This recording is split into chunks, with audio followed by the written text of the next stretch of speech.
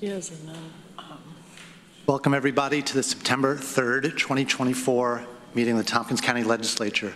Please join me in the Pledge of Allegiance to the flag.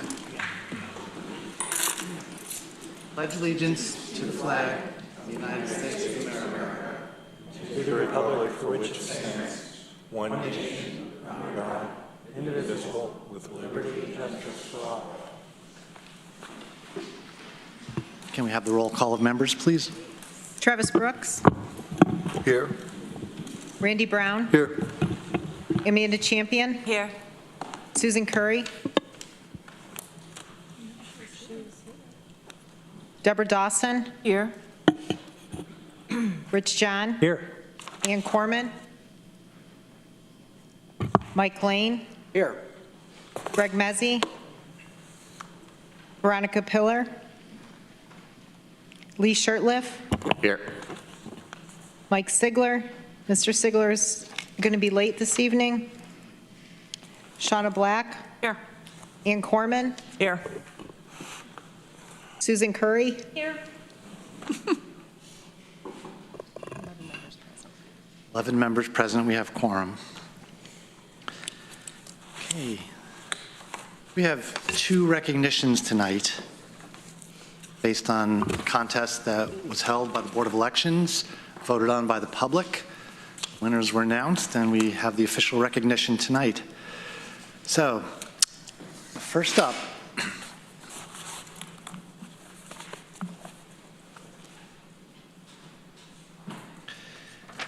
I'll read it and then we'll hand it off and do photos and all that. Whereas the Tompkins County Board of Elections held its first annual Future Voter Sticker Design Contest in 2024, and whereas the contest was open to Tompkins County youth in grades K to 5 and received 51 submissions from students attending Beverly J. Martin Elementary School, Northeast Elementary School, Enfield Elementary School, Bell Sherman Elementary School, and students being homeschooled. And whereas over 1,700 votes were cast for the top sticker design, and whereas Ahava Sapp, a second grader from Bell Sherman Elementary School, submitted the winning design for the 2024 Future Voter Sticker Contest, and whereas Sapp's design says, "I'm on the vote boat," and features the SS ballot with an American flag as the boat's sail, and will be printed on 2,000 future voter stickers by the Board of Elections and distributed to future voters accompanying Tompkins County voters in the 2024 general election.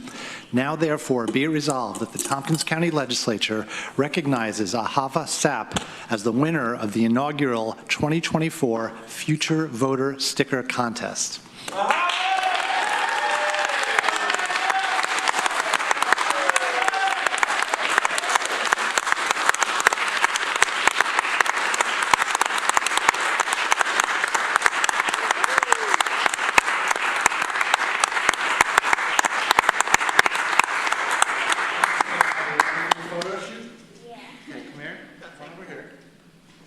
No, you can sit.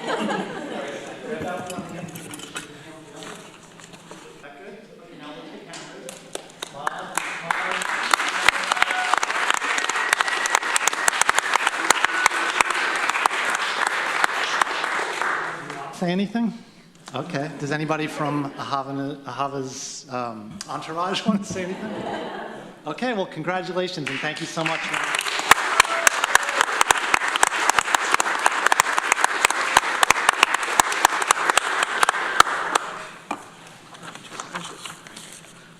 Is our other contest winner here? Oh, okay, very good. Let me read this and then we'll do our own photo shoot. Whereas the Tompkins County Board of Elections held its first annual Future Voter, Whereas the Tompkins County Board of Elections held its second annual I Voted Sticker Design Contest in 2024, and whereas the contest was open to Tompkins County youth in grades 6 to 12 and received over 100 submissions from students attending nearly every school in Tompkins County, including homeschool students, and whereas over 1,700 votes were cast for the top sticker design, and whereas Ruby LaCroix, a sixth grader from Boynton Middle School, submitted the winning design for the 2024 I Voted Sticker Contest, and Whereas LaCroix's design featuring a frog seated happily on a flower will be printed on 40,000 I voted stickers by the Board of Elections and distributed to Tompkins County voters in the 2024 general election, now therefore be it resolved that the Tompkins County Legislature recognizes Ruby LaCroix as the winner of the 2024 I Voted Sticker Contest.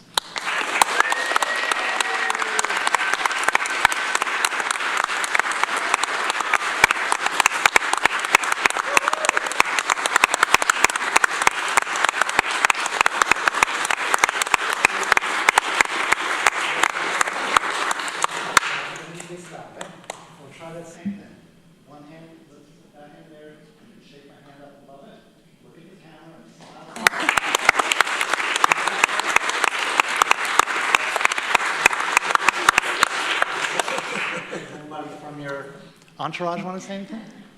Very proud. All right.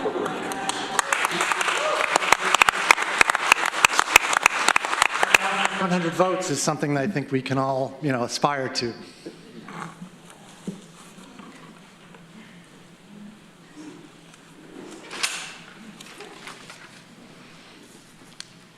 Okay. The rest of the meeting is going to be downhill from here.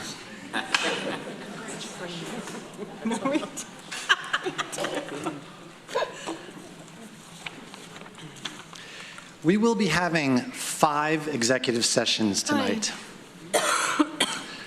I believe that 2 of them are short. We'll see about the rest. And then as far as reordering of business, I would like to move Resolution P up. I'll do it right after the consent agenda, if that's acceptable to the members. Okay. Next up is privilege of the floor. Privilege of the floor is a time for members of the public to speak to us on any topic they want. If you're interested in speaking tonight, as a bunch of you already have done, please fill out one of these blue forms. You'll find it in the back of the room. Fill it out, just bring it up here, and we'll get you right in the queue. And I'm going to read the rules for speaking under privilege of the floor. I agree to a 3-minute time limit. I agree not to raise my voice. I agree not to use lewd, obscene, profane, slanderous, or libelous language, or speak or act in a manner that would tend to incite a breach of the peace. I agree not to speak about county personnel matters. Personnel matters include comments about the job performance of named county employees other than elected officials. After 3 minutes, I agree to leave the microphone and yield the floor. Transferring time to another person is not permitted. I agree to be courteous and not make comments, gestures, outbursts, or other disruptions while other members of the public or legislators are speaking. I agree that if I cause a disruption and am asked to leave, I will leave the chambers.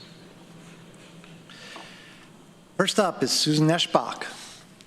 And speakers can go to either microphone. Yep, thank you. Hi, I'm Susan Eschbach. I want to address the funding for the Community Justice Center. I'm a mom of Black men who have definitely had many wide and varied interactions with law enforcement over their lifetimes, not only here but across the country. I'm a lesbian and have been involved with the queer community since I was tiny, and though not have had much law enforcement intervention on me, I have certainly been a victim of public safety concerns by ignorant individuals in the city of Ithaca. I'm also an educator. Fortunately, I just retired. And I'm also on the advisory board of the Community Justice Center. And I want to say that I super appreciate the comments from Laura Branca, Phoebe Brown, and Mr. Travis Brooks on the 20th. I don't want to repeat all the things that got said. They need to be listened to. They are very important. I want to reference, though, Travis, what you said, which was we don't only need this to be refunded, it needs to be amplified. It needs to be increased in a manner or funding found in a manner from whatever sources that make it a permanent fixture in Tompkins County, that it expands so that we expand its purview. We expand it to more youth keeping kids out of the pipeline? Did we expand it to more restorative processes so that we expand it to more than 2 individuals? Mona's running her butt all over the county just to get to the resource hubs every week. That we expand it to also include elders in the community, to pay them, because that's who folks go to listen and to get some redress with their emotional concerns about what's going on. So I want us to amplify it, not just vote for it, even though right now we might have to just vote to extend it. I'd like us to not be here 3 years later saying, should we do 3 more years? I think by then it should be permanent. I also want to make sure that I appreciate Chief Kelly, because we have struggled to have the engagement from law enforcement that we need, and I think he is on the path with us, and that is new in the timeline of this. Also, I want to say, for example, in one of the healing circles, I had a wonderful conversation with a very young, very earnest, very kind and sweet police officer who also assured me he had no biases. He was a white guy. He had no biases. And I'm like, yeah, we all have them, right? But he needed to be able to feel like he could even think about that, right? I was a teacher in the district. I have 7th graders who are now police officers. I think we can do this. I really think we can do this. And so, in order to use my last time well, I write a poem a day. I'm also a poet. And this morning, this is what I wrote. Tonight, I will stand before the deciders, budget makers, fund distributors, asking for justice, asking for community. I will say race, gender, hate, love, collective, relationship, opportunity. Distribute these needs across these seeds across our landscape. They will ask for data, accountability, evidence, measures, ratios of money to outcomes. Good people, these. Yet they are charged with using the language of institutional power. I wish for the language of fertile ground and the resources of abundance. Thank you. Nicole Ralston. Hi, good afternoon. My name is Nicole Ralston, and I work as the manager of the 211 helpline at the Human Services Coalition, and I'm also a resident of the Village of Freeville. I am here today voicing my support for the Mobility Vision Plan and appreciation for the process, time, and consideration that went into putting it together. The Tompkins Mobility Vision Plan will build upon the collaboration currently happening and offer innovative approaches to address the needs of underserved people in our community. In my work at the 211 Tompkins Cortland Helpline over the past 12 years, I continue to see a number of transportation barriers affecting people across the county. Barriers that were also identified in the recent Tompkins Transportation Needs Assessment. These include issues such as lack of transit access to more rural parts of the county, limited options for employment-related transportation outside normal working hours, and the overall financial burden to maintain consistent transportation to meet the basic needs for employment, access to food, and other important services. One component of the Mobility Vision Plan that I feel very strongly about is the need for a first mile, last mile program that can connect community members to a fixed route transit system or to programs like Ithaca Car Share or Bike Share. At 211 Tompkins Cortland, we often receive calls for transportation assistance where the person cannot connect to services because they do not live within walking distance to a bus or other transit options. The Human Services Coalition has worked closely with the County Planning Department and other transportation providers over the years in support of a number of initiatives. Most recently, we have been working with Frank Doldo to launch Tompkins Transportation Scout, a demonstration project that will begin to address some of the barriers addressed in the Mobility Vision Plan. As both a service provider who recognizes community need and a resident who utilizes various modes of transit to get back and forth to work every day, I see the importance of implementing this Mobility Vision Plan as a way to address the long-standing barriers to transportation.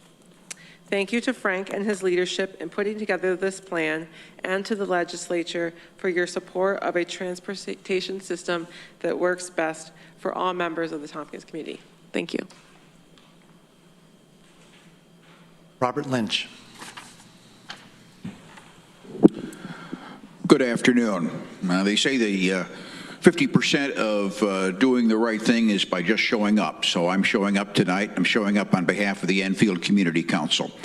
Town board member, I can't speak for the town board because we haven't taken a vote on this, but I'm sure if we were given the opportunity, we would. I'm speaking in favor of Legislator Brown's resolution, member-filed resolution appearing on the agenda tonight that would reimburse the Enfield Community Council for real estate taxes paid for the year 2021. I'm not going to speak to the legal aspects of it. They're complex. I know that. But I can speak from the heart as to the good Enfield Community Council does for this community.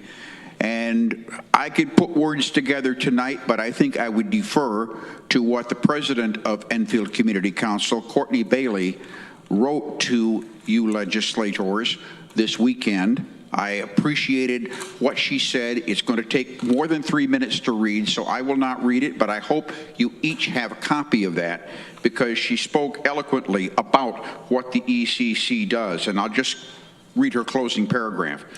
Please consider the good we do for our community, the selflessness of our volunteers, and our true regret that the paperwork was not filed properly in the end of the COVID-19 pandemic, when everyone was scrambling to figure out how to even pay grocery bills, let alone new processes which we were ignorant of. I think she deserves a break. I think if it's possible that the legislature should give her a break or at least forgive the penalties. The Town of Enfield Board, we voted to forgive our share of the taxes. I don't know what can be done. I hope something can be done, and I hope you will help Enfield Community Council solve a big problem that there's really confounding them in terms of being able to balance their budget. And one thing more about the Enfield Community Council. We have an Enfield Harvest Festival coming up on Saturday, the 14th of September from 11 a.m. to 3 p.m. I hope each of you will attend. Thank you. Next up, Laura Branca.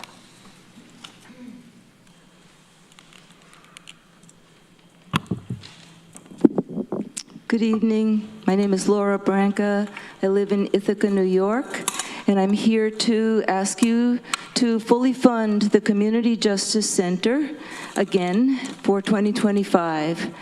You know, the Executive Order 203 really mandated that all municipalities that have a police force engage in reimagining public safety, meaning restructuring how they do policing and to really forge positive, trusting relationships with the community that hopefully would result in less over-policing and more respectful interactions between law enforcement and the community.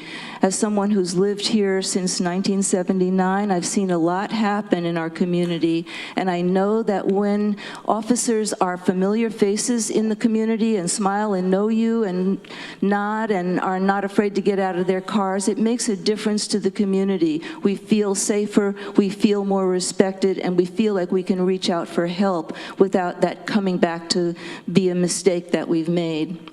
So I want to say that. I think I want to speak about relationships, because one of the things that the county legislature and the Common Council voted for after Common Council came up with, you know, an elaborate plan and lots of recommendations is the community healing sessions between community members and police. And I know that IPD officers have been participating in those, and that I've heard that many of them found them impactful and valuable and really changing the way that they were seeing members of the community who had participated in those sessions with them and rethinking how they see our community, especially communities of color and other vulnerable identities. I'm sorry to say that I understand that the Sheriff's Department has not that the officers have not been able to participate in those sessions and also aren't taking advantage of the wellness officer wellness and nutrition programs that are offered that were part of what the funding was supposed to afford them. I'm not sure what the problem is that the Sheriff's Department wouldn't be doing that, because I know that they're doing some other good things at the jail, like their wonderful vegetable garden that they're doing in cooperation with some of the residents there. So I would love to see the funding again, and to also focus on the fact that 5 of those wonderful community resource hubs are located, 4 out of 5 of them are in the Tompkins County. They're not in Ithaca. There's 1 in Ithaca and 4 others located outside of Ithaca, and they afford internet access and an opportunity to use computers, file applications for jobs, for housing, and whatnot. Thank you so much. Zach Wynn.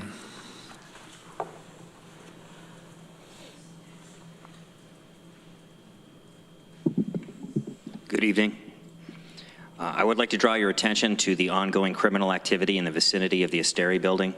I have forwarded you a next-door post by someone who witnessed a bike being stolen from the bike racks near Cinemapolis with an angle grinder, with one commenter saying it is the 3rd such theft from that location they have heard about in the last month.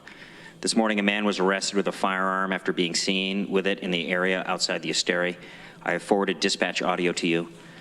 There was recently a number of people reported to be fighting on the top floor of the Green Street parking garage. Responding officers located a juvenile who had been reported missing after being dropped off at the Asteri a few weeks earlier. There has also been a recent report of people throwing things off the parking garage.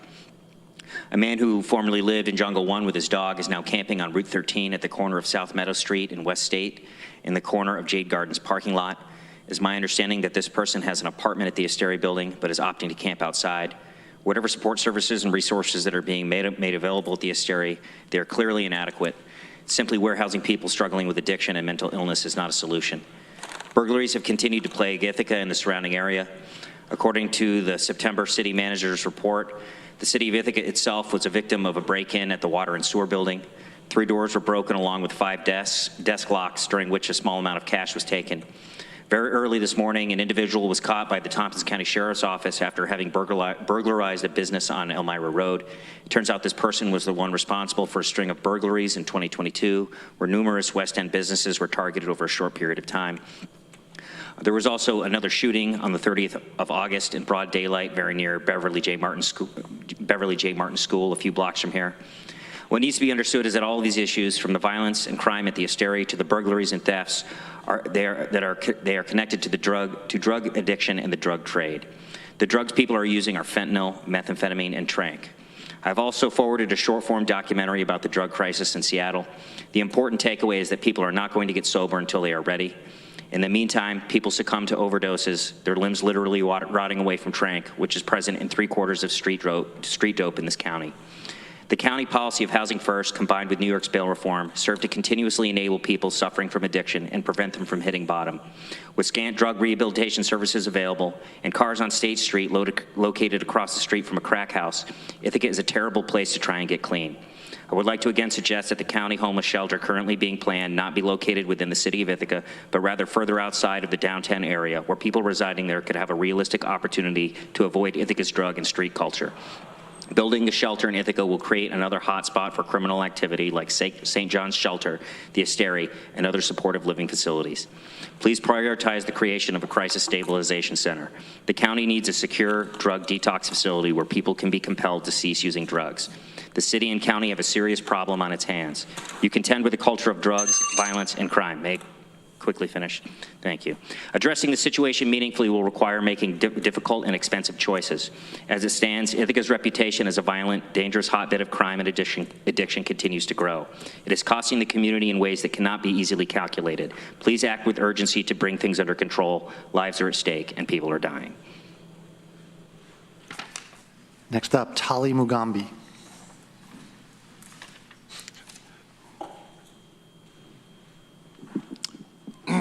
I'm also here to support the continuation of the CJC. I think they're doing fabulous work. We need to continue with that Executive Order 203 to continue to reimagine our community in a better place. And I personally am working with Chief of Police Tom Kelly That has been a great hire for the city of Ithaca. He is also, so those community conversations are happening at the URO office, 502 West State Street, Suite 7, the second Thursdays of each month, 5:30 p.m. So come on down and be part of the conversation.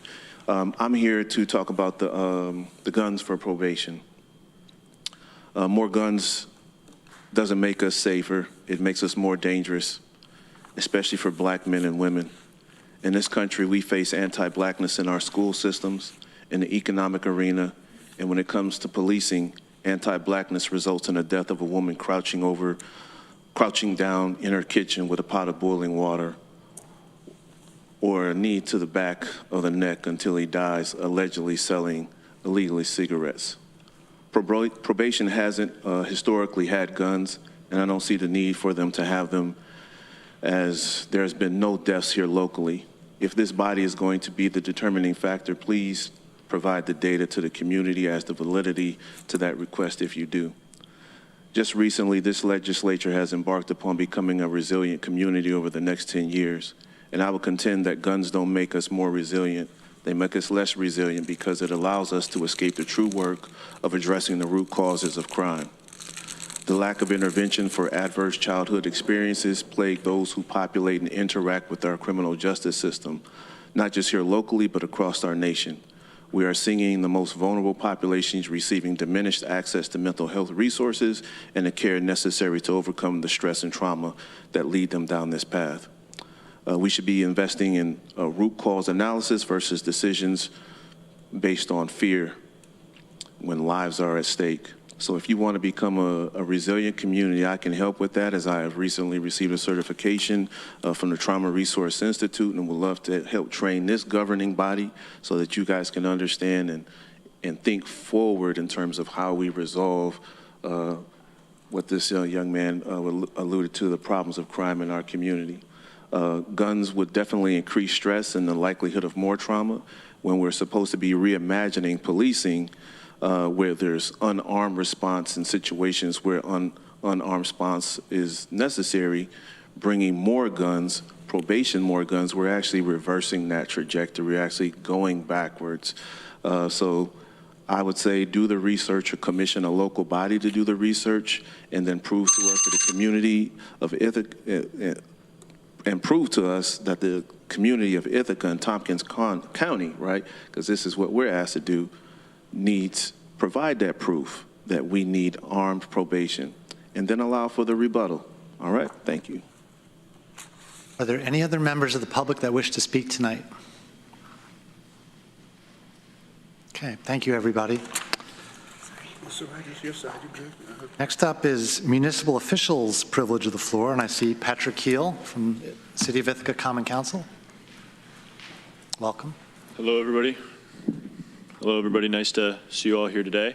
I'm happy to be here. I unfortunately don't have a lot of updates for you, as we haven't had a voting meeting. We have our voting meeting tomorrow. We will be voting to override the tax cap tomorrow, which has been a conversation of contention in the city over the past 2 weeks, 3 weeks or so. So I can't tell you what we will do yet, because we will do it tomorrow, whichever way we decide to go. But yeah, that's pretty much all I have for tonight. Is there any questions? Any questions for Patrick? Veronica. One of your colleagues emailed my neighborhood list saying you'd also been discussing requiring landlords to give voter registration forms to tenants, and I'm wondering if you could tell us about that. They also said that many landlords had come up with reasons why that wouldn't be a good idea, but didn't share any of the reasons.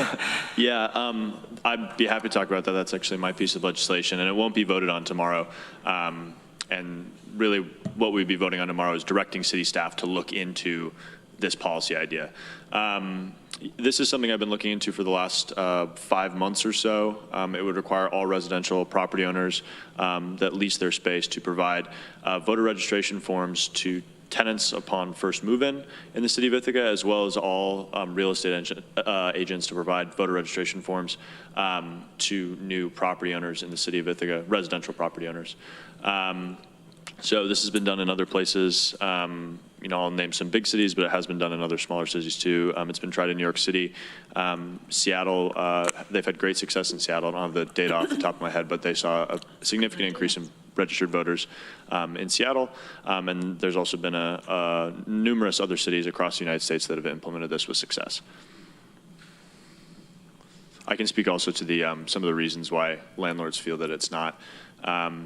Some of the reasons I've heard as I've been talking with landlords, I've had conversations with probably 25 to 30 landlords at this point, a couple of whom actually helped me formulate this legislation and think through some of the parts that maybe could be changed to make it less burdensome to property owners. One of those was requiring landlords to provide stamps to tenants. There was concerns for larger property owners that would actually become cost burdensome, especially in like the college town neighborhood where they're having to purchase stamps for significant amount of tenants year over year over year. And so we decreased that requirement, and then also the other requirement was, oh man, what was the other one? Originally the idea of the legislation was providing voter registration forms to tenants on signing of a lease. However, after talking to landlords, it seemed like the better solution would be to provide them within 2 weeks of move-in, so that tenants could pick up voter registration forms in their move-in packets, and that would make it a lot easier for property owners rather than having to track down tenants at lease signings, which could happen months in advance or weeks in advance, and just seems to like streamline the process for property owners as much as possible. Rich.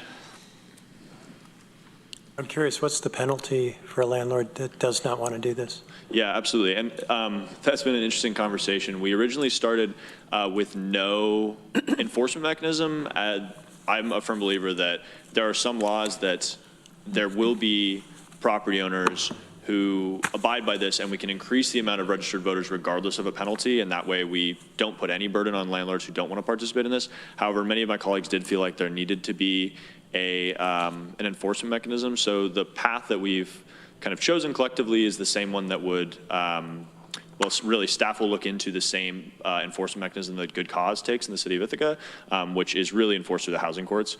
And that way we won't have to add any staff to the city's staff, but there will still be an enforcement mechanism at the city level. And again, this won't be passed tomorrow, and staff will just be looking into it, and we'll make a final determination if this moves forward, what the best enforcement mechanism will look like. Shauna. That was my question, was just on the enforcement mechanism. And I guess kind of a follow-up to that is, I understand that you passed the good cause eviction, and entering into our budget process, I guess I would want to know after the first year, because we currently fund Law New York, how many cases are we seeing with good cause eviction that we're actually paying Law New York to provide lawyers for some of these tenants? I mean, it seems like it could be kind of pitting one government against the other. So just something that we'll have to look into. Yeah, absolutely. And I'm a firm believer, and some of my colleagues don't agree with this, but I really think that we should be doing thorough analysis post-passage of all legislation to make sure that we are seeing the desired outcomes to achieve the goals that we want, rather than seeing externalities and the costs actually outweighing the benefits. So I definitely think that we will be analyzing that as we move forward, as well as if we pass this voter registration legislation in a couple months, that we'll continue analyzing that going forward. Deborah, I wasn't sure. Did you have your hand up? Yeah, I just wanted to thank Patrick. I think this voter registration legislation is a really good creative idea, especially needed in a community like this with so many college students and people moving in and out. So good luck with ironing out all the details, but I think it's a great idea, so thanks. Thank you. Yeah, and the secondary goal of this legislation is because of the transient populations, and college students are here for 4 years, which is a small amount of time in the grand scheme of things, but also they move apartments generally about every year or more quickly. And so there's a lot of inaccuracies on voter rolls, which all of them, of course, won't be purged. But if somebody re-registers at a new location in the city of Ithaca, that will update their their address, so there won't be as much, I would think there wouldn't be as much inaccuracies, at least year to year. Greg? Yeah, so first, love the idea of getting more people registered to vote, right? I think it's one of the most precious responsibilities and obligations we have in society.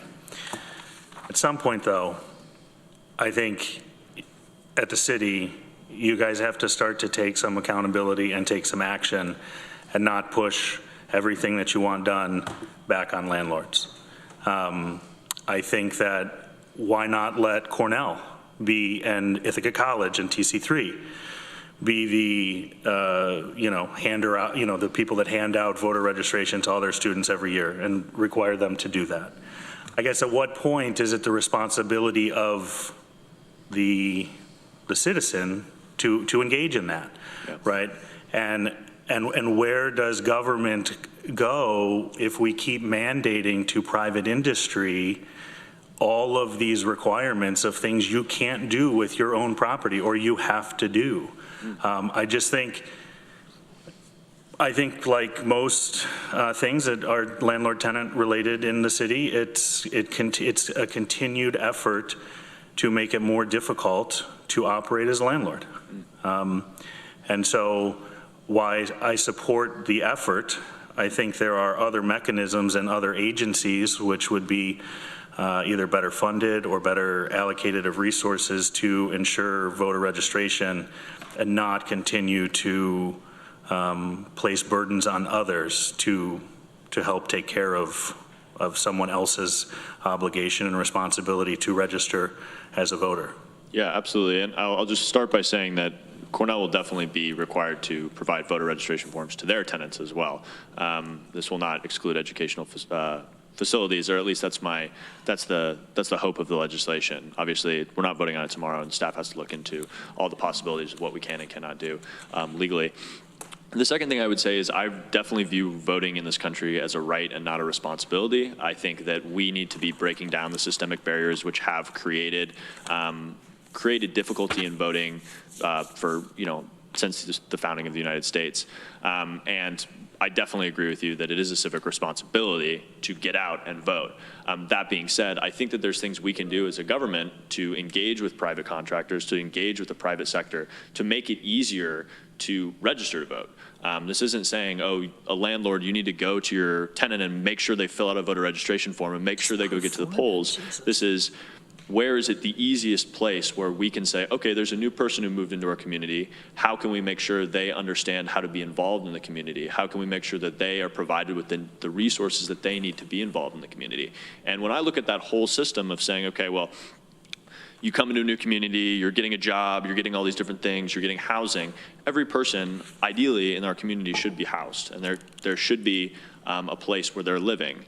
And therefore, in my eyes, the easiest place to get them involved, civically engaged in our community is in their housing. And if I felt like it was their employers, I would say that we should address the employers, but I don't. I think it's housing. And that's why I really have been working diligently with landlords in the Ithaca area to make sure that we are limiting the amount of burden that this legislation would place on them.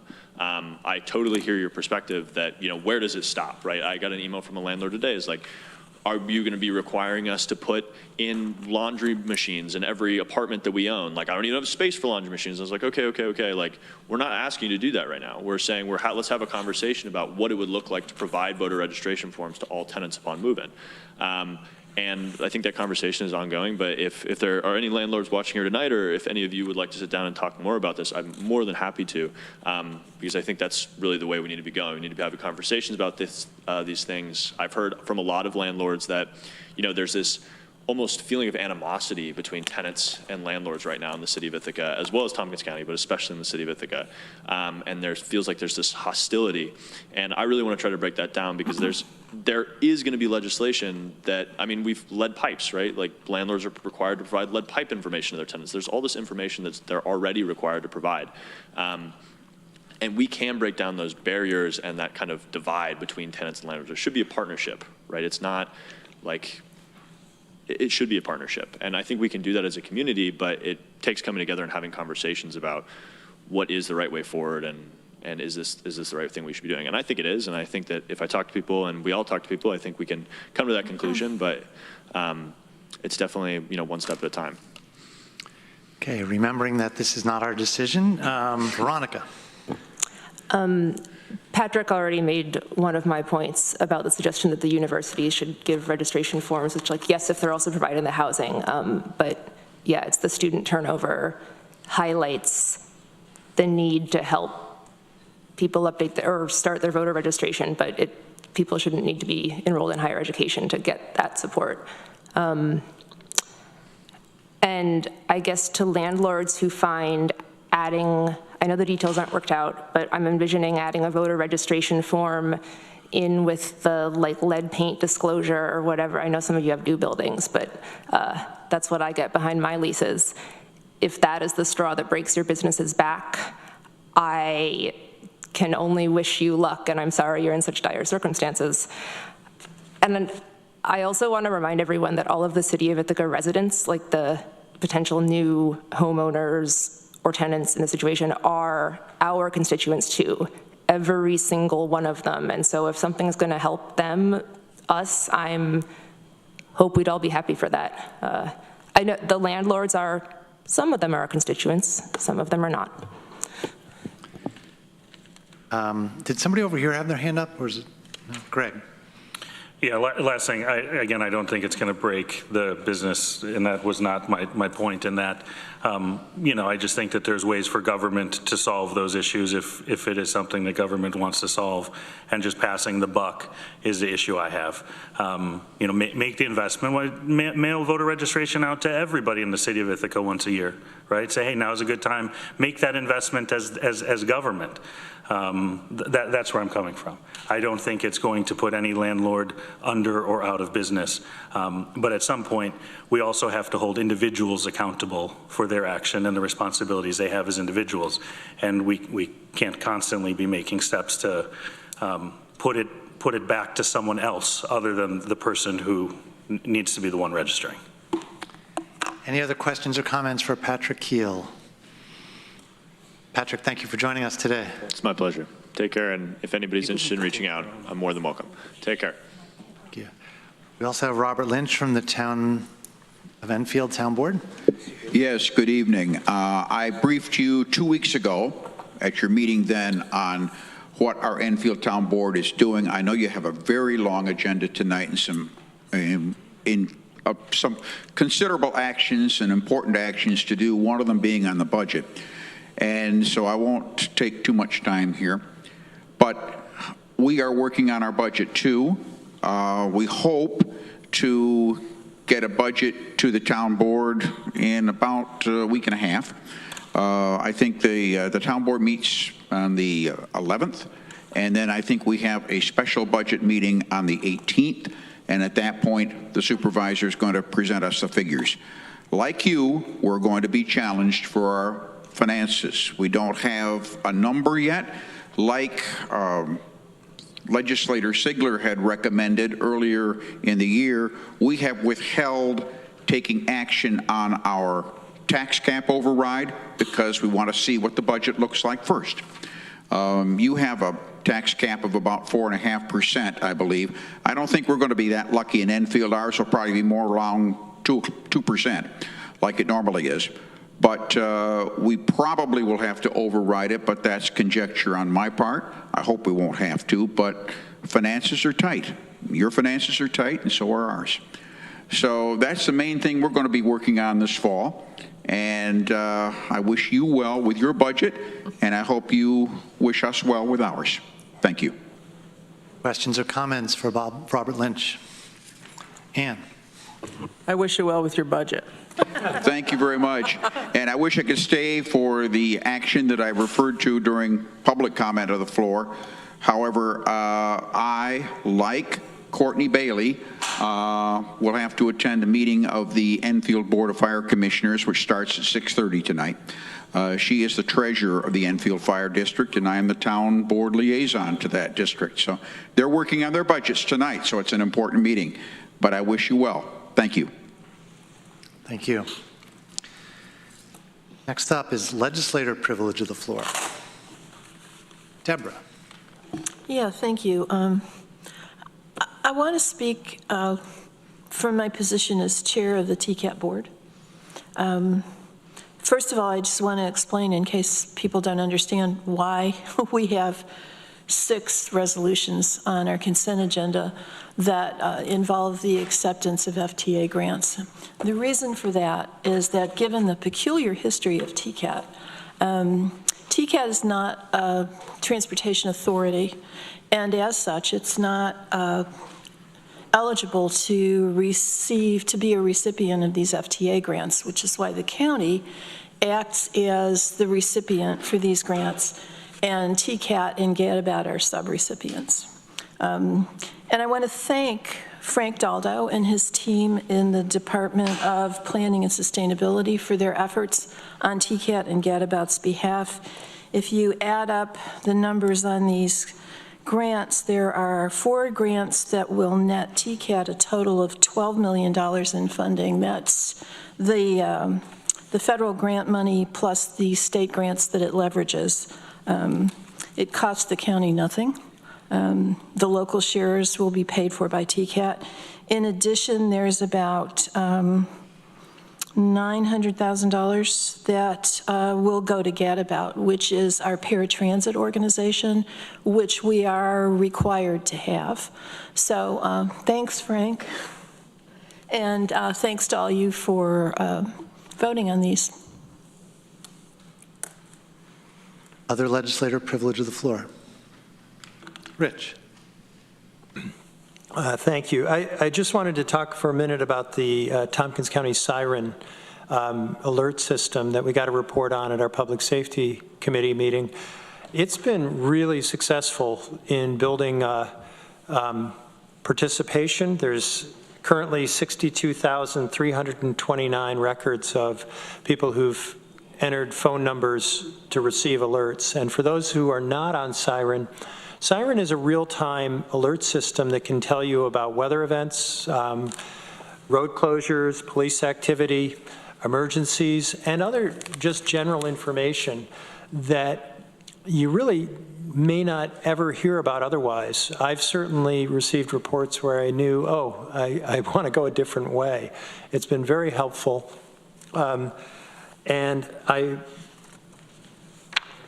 wanted to mention that it's used in various parts of the county. The county uses it, the city uses it, there's 3 villages, and 1, 2, 3, 4, 5, 6 towns have signed up, but not all the towns or the villages. And if you're in a town or village that has not signed up for Siren, you should ask your elected officials why they're not signed up for it. It is, I specifically asked at our meeting, is it hard to use this? And the answer is no, it's really user-friendly, and it provides an immediate avenue to get important information out to the community. I'd love to see that number, 62,000, go up quite a bit higher. Thanks. Ann. Thank you. I just want to put a shout out to all the employees and all the folks that made for, I think, a really successful county employee picnic this past week. And the new location at the treatment park, I think, really worked really well. They can have more food vendors. There's a lot of place for running around. A play area close by. Parking, I thought, was easier too. So shout out to all those folks again. And I just wanted to give one more shout out or thanks to a county employee who's with our rapid medical response, Ellen Woods. She came to the picnic with her daughter. So the two of them came. As soon as they got there, there was a minor little medical thing. Ellen sprang to action, helped, kid got scraped up. And then later, when they were just about trying to get food, there was another medical emergency. It was an employee.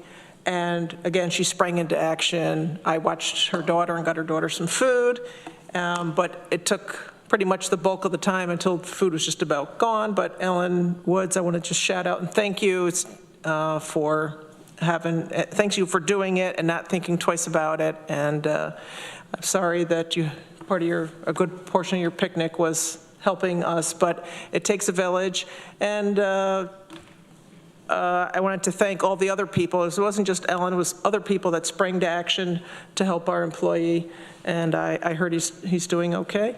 So again, thanks to everybody. Any other legislative privilege of the floor? Veronica. Just briefly, I want to congratulate UAW Local 2300 on their historic contract with Cornell University. And Green Star has a new union. Any other legislative privilege of the floor? Okay, thank you. For chair's report, just very briefly, I want to mention 2 upcoming dates that I've been emailing a lot about, but I want to make sure all legislators know what's coming up. Monday, September 16th, we will be doing our interviews for the county administrator. And we're starting at noon, and it's going to go for a long time. It could go till 7 o'clock at night, so be ready for that. We'll do some logistics thinking in the next 2 weeks about food and all that kind of stuff. And then the very next day, we're having a special meeting starting at 3 o'clock. That's Tuesday, September 17th. And we will be going directly into executive session. And at that time, or before then, we will announce the purpose of the executive session. We expect to be in that meeting an hour or so. We'll come out of that meeting, we'll have a little bit of time, and then our regular meeting starts that day at 5:30. So we have a big week coming up in 2 weeks. And then as far as appointments, I only have one today. Well, sorry, that's going to be with the consent. Sorry. All right, we'll do that in a little while. Then we're going to do reports, and we're going to go in the opposite order of what's written here. So I'd like to start with the Director of Finance, Lori Scarrett. Good evening, thank you. I wanted to start out by apologizing for not being able to attend the last legislator meeting on August 20th, and I know there were a lot of questions, and I just wanted to let you all know that I'm here, only a phone call away, or come visit me. I'm happy to answer any questions you may have. I also wanted to thank Conrad and Dwayne from Insero for their great presentation. I did watch it on the video replay. And I also wanted to take this opportunity to thank our finance staff. They worked really, really hard to get the audit done in a timely manner, and I'm extremely proud of them, and I wanted to share that with all of you. Conrad did let me know today that we should have our final financial statements this week, and I will distribute those to you as soon as I get them. And as always, if you have questions on those financial statements, I know they're complicated and confusing, I'm here. I'm happy to go through them with you and give you a refresher or a quick 101. And that's all I have. Questions or comments for Lori? So I will just mention something in advance. We're having our budget presentation tonight. The fund balance is obviously tied right in with the budget, and so I know we're going to be talking about that tonight. And it could also be viewed as sort of a standalone topic. So if it's looking like the fund balance conversation is just taking over the whole meeting, we may pause on that and set up another meeting with Lori and whichever legislators want to come to focus just on the fund balance. So we'll see how that goes tonight. Thank you, Lori. Next up, Maury Josephson, County Attorney. Good evening. Our office remains busy. In terms of report structure, I'd love to talk about a lot of what we do, but it's pretty much all privileged. But I think everybody sort of knows which initiatives we're working on.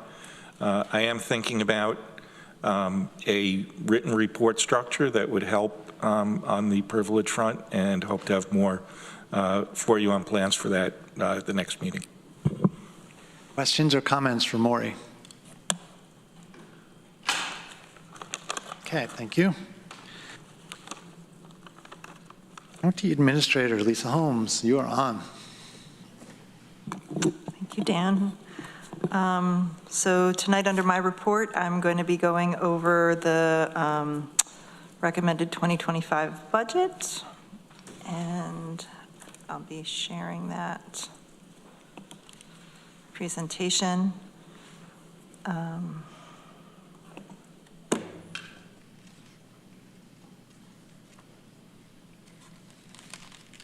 Okay. I'll also be sending this to everyone on the legislature, everyone here, as an attachment. So, I believe you have, those of you that have hard copy budget books have them in front of you, and Norma and the budget team also shared the online version, the link to the online version right prior to this meeting. So,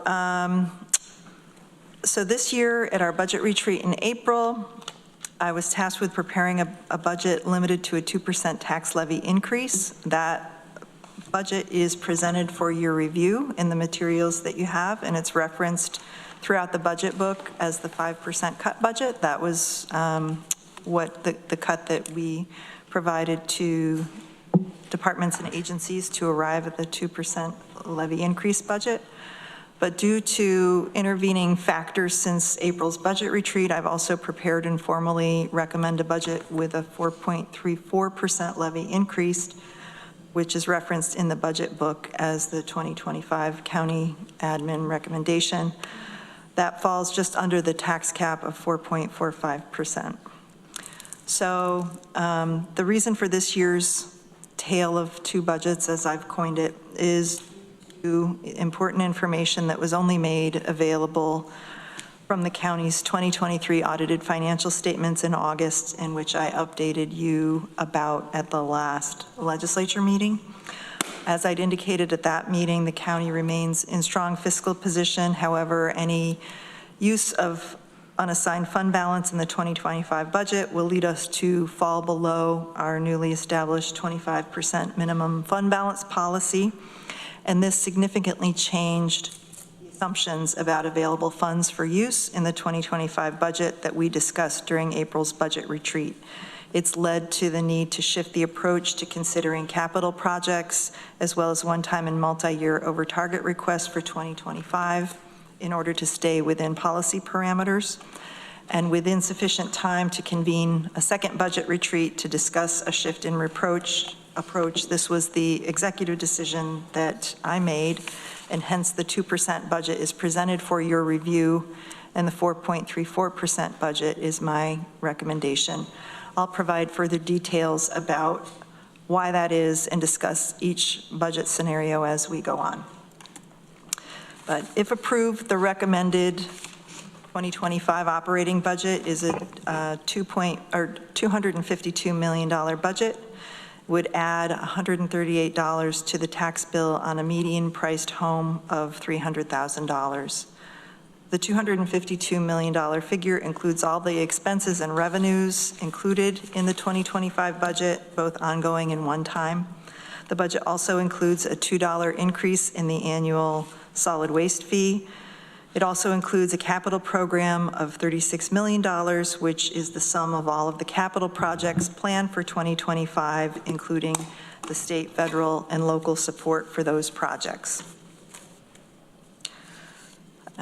As usual, I'll start by going over the bigger picture economic and fiscal indicators which shaped this year's budget. The inflation rates have declined since the peak in 2022, 9.1%, and as of July 2024, inflation was 2.9%, marking the first time it fell below 3% since March of 2021. The Federal Reserve is poised to cut interest rates in September, which will be welcome for borrowers, which is a good sign. At the same time, consumer sentiment continues to indicate a somewhat more negative view of the economy, as price levels are still elevated and interest rates have made it more expensive to make major purchases. Sentiment improved slightly in August for the first time in 5 months and is 36% higher than the all-time low in June of 2022, when inflation was at 9.1%. While the stock market doesn't reflect the health of the economy, it represents investor confidence in the direction of the economy, and the Dow Jones Industrial Average is 19% higher than it was last year at this time. And now looking at the annual average unemployment rates, Tompkins County's average annual unemployment rate was 3% in 2023, up from 2.6% the previous year. It remained lower than the Southern Tier region at 3.7% and the rest of New York State at 4.2%. And as we know, the low unemployment rate and high demand for workers has led to wage growth. And over the past few years, like every other employer, Tompkins County has increased our wages to attract and retain talent to maintain our services. Take a minute here. As you can see in this chart, the monthly unemployment rates for Tompkins County, Southern Tier, and New York State have been increasing somewhat since last year, and as of June of this year, Tompkins County's unemployment rate was 3.8%, on a par with that of the Southern Tier region. Now, shifting to look at the more local indicators of needs, starting with the number of households on Supplemental Nutrition Assistance Program, or SNAP, we can see in Tompkins County over the last 5 years that SNAP caseloads have been rising overall. They've increased 15% since 2020. They just increased just slightly, a little under 1% from April of last year to April of this year, which is the latest month that we have figures for. Tompkins County's number of people on TANF, or Temporary Assistance to Families in Need, has been on the decline overall, down 19% in the last 5 years, but up 3% since last year. TANF is a federal block grant passed down through the states and two localities to provide cash assistance for families. TANF provides a limited lifetime benefit of 5 years. There's no county share that goes into paying for the TANF program. It's 100% federally funded. But once a family or an individual reaches the 5-year limit and is no longer eligible for TANF, they become eligible for safety net. And with safety net, there isn't a time limit, but there is a local share involved. 71% is borne by the county and 29% is picked up by New York State. In Tompkins County, we've had an overall decline in safety net cases over the last 5 years. There was an increase from mid-2021 through 2023, and it now appears to be dropping again, with a 7% decrease since 2020 and a less than 1% increase since last year. So these safety net and TANF cases are important also when it comes to individuals, for instance, that are in need of shelter and who is housed in our sheltering programs, because that influences how we are reimbursed for shelter costs through the state. So I've broken out the major budget drivers for 2025. They include under expenditures, mandates, labor costs, and capital investments, under revenues, sales tax, and other, and then the use of fund balance and reserves. I'll start with the expenditures, the budget, the expenditure side.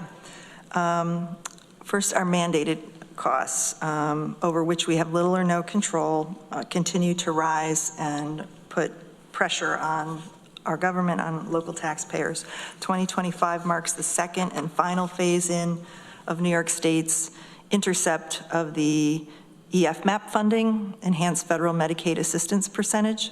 This will complete the transfer of this revenue from the counties to the state, which began last year and amounted to a $1.25 million increase in the Tompkins County's 2024 budget. In 2025, we'll see an additional increase of $362,000 in annual Medicaid costs. So altogether, over those 2 years, the county has taken on over $1.6 million in annual costs that were previously state responsibilities. equivalent to a 3% increase on the local property tax levy over those 2 years. Under childcare, DSS, our local Department of Social Services, is mandated to provide for the cost of childcare for income-eligible households. Expansions in eligibility enacted by New York State, coupled with increases in the rates paid to providers, will increase the cost of childcare by $606,000 in 2025. And then safety net, in 2025, we're estimating a net decrease of $434,000 in the safety net mandates due to the trends in numbers we've been seeing, as previously mentioned.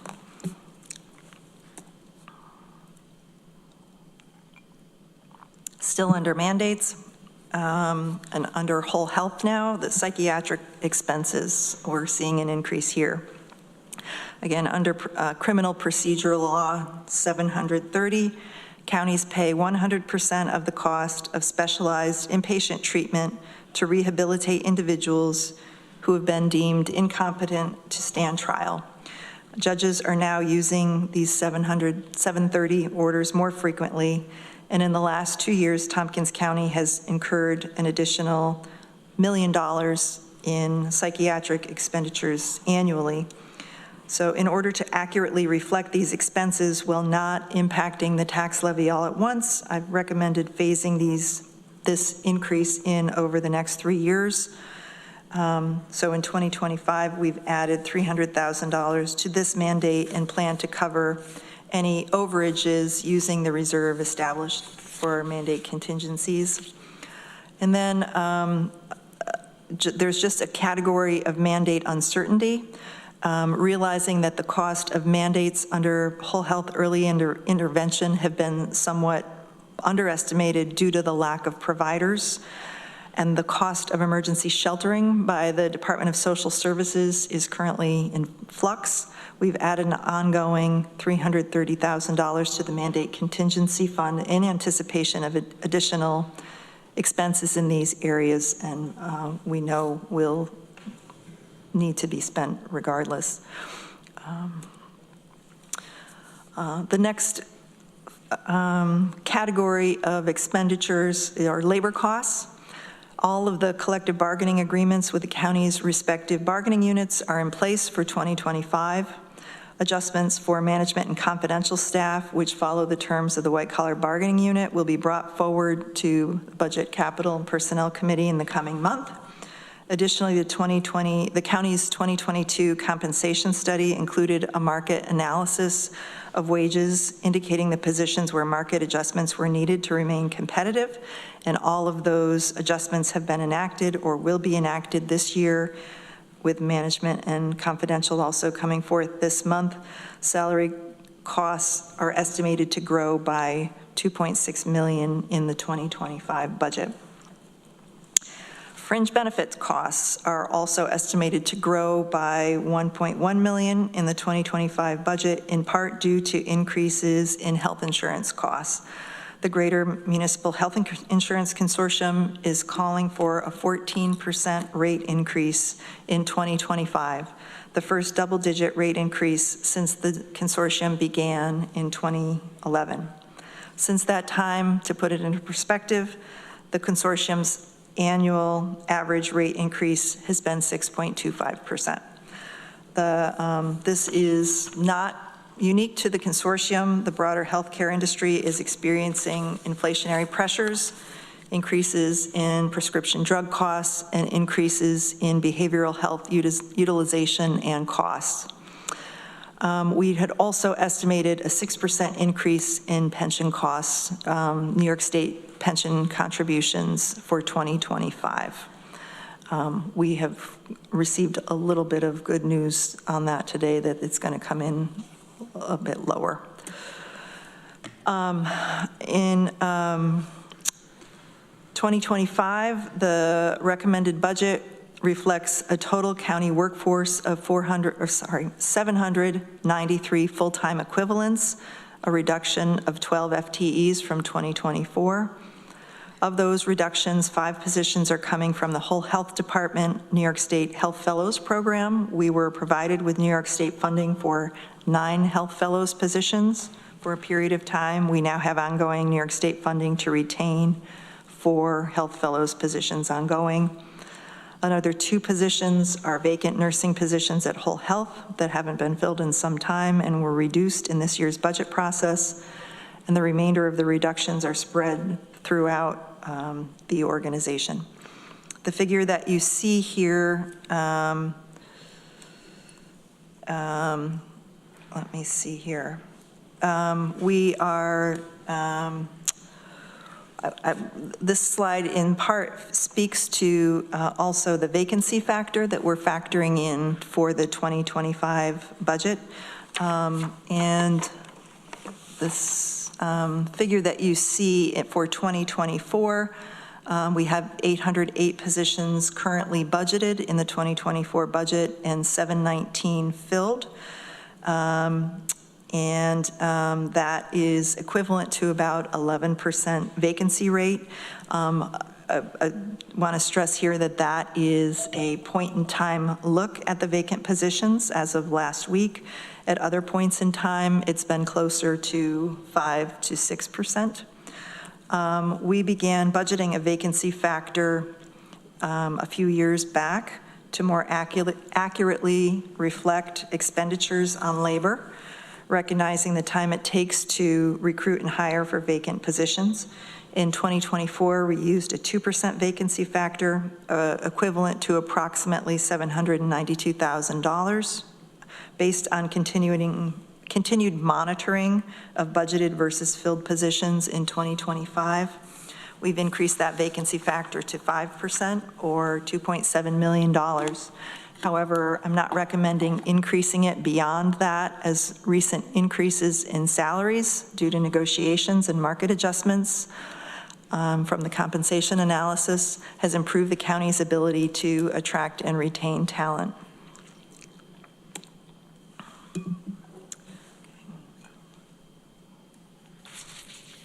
The 2025 recommended budget supports the investment in capital infrastructure to meet the county's space management, information technology, energy fleet, and other needs. The capital program includes various projects at the airport supported largely with federal funds, Center of Government Development, radio equipment replacement at the Department of Emergency Response with the expectation of grant funds to support those, ITS, information and technology infrastructure and maintenance, the schematic design for a public safety building, and recycling and materials management facility upgrades. A significant portion of the county's ongoing capital expenses have been funded using the fund balance, particularly in the areas of highway and facilities. Without the availability of unassigned fund balance for that use in 2025, attempts were made to support those programs through a combination of reserves as well as under the tax levy. And this is in large part what forced the decision to exceed the 2% target increase. We'll be delving into the capital program in more detail at our first expanded budget committee meeting on Thursday, September 5th, this Thursday. And further discussion and or funding decisions will be had in the areas of the broadband project, emergency shelter, facilities restoration, green fleet, green facilities, and highway machinery. Those particular projects have been flagged for further discussion and have been noted essentially as over-target requests this year. On to the other major budget drivers on the revenue side of the equation is the sales tax. As you're familiar, the sales tax provides most of the county's non-property tax revenue. The county's 2023 actual sales tax revenue came in at 1.5% over that of 2022. In January through June of 2024, sales tax revenues have lagged by $2.4 million, or 11% below where we'd expect to be at 50% of the year. While the third and fourth quarter revenues are historically higher than those collected in the first half of the year, it's realistic to believe that we may not reach our budgeted goal for sales tax revenue for 2024. And here's another data point. Looking at where we were with sales tax collections at this same point in 2023, half a year, it's consistent. We are $2.5 million behind in 2024, where we were at the same point in time for 2023. It's speculated that factors contributing to the decline in sales tax revenues include that consumers have spent the one-time federal cash assistance provided during the COVID pandemic. The labor market is cooling, slowing wage growth, and inflation is moderating, so we are not seeing, for instance, gas prices what they were a couple of years ago. But given this, the 2025 sales tax revenues are estimated at $4.2 million using the 2023 actual sales tax receipts. This is slightly lower than the $43.4 million budgeted for 2024. And this is the same figure provided at the budget retreat in April, so I've not modified that estimate. Aside from the sales tax revenues, other revenues remain mostly stable. Casino revenue is budgeted as flat at $2.1 million, and we've budgeted for an increase in interest income from $1 million to $2.3 million. And also, I included in here for the Recycling Materials Management Enterprise Fund, the solid waste annual fee. We're looking to increase that by $2 from $80 to $82 in 2025. The last major driving factor for the 2025 budget is one which I discussed at the last legislature meeting in August, and that has to do with our general fund balance. Some of this is a repeat from my remarks and presentation at that meeting, but it's because of this information gleaned late in the game in August that I'm recommending a budget higher than the 2% target, so I think it bears a brief recap. In reviewing our 2023 audit, our total unassigned fund balance at the end of 2023 was $60.9 million. In December of 2023, we updated our fund balance policy to increase our target minimum unassigned fund balance to be calculated using 25% of the prior year's expenditures. Previously, it had been calculated using 18% of the prior year's revenues. According to the audit, our year-end 2023 expenditures were $195 million, so 25% of that puts our target fund balance at $48.7 million. Subtracting $48.7 million from the $60.9 million and setting that $48.7 million aside in a black box, so to speak, for emergencies leaves us with $12.2 million remaining for use. A note that our actual expenditures grew by $13.9 million between 2022 and 2023, equivalent to 8% growth. And as that denominator figure, our expenditures grow, our fund balance will need to grow to keep pace with the minimum. In January 2024, we established and funded various reserves for capital, self-insurance, workers' compensation, and unemployment. And we moved $12.6 million from unassigned fund balance to fund those reserve accounts. And these actions have resulted in the following here: moving the 12.6 from the unassigned fund balance to reserve leaves us with a slightly negative number available for use in 2025. You can see it puts us at, let's see, on the right side over here, the target fund balance, it puts us at 48.2, when the target fund balance is 48.7. So with rounding, we're still within our 25% target fund balance of 48.7. So how does this inform our approach, or the approach that I took to the 2025 budget? The practice of the funding of the one-time OTRs, over target requests, the multi-year over target requests, and capital projects through the fund balance was not able to continue in 2025 and beyond that and stay within the fund balance policy. We're aware that ARPA is no longer available for the budgeting this year.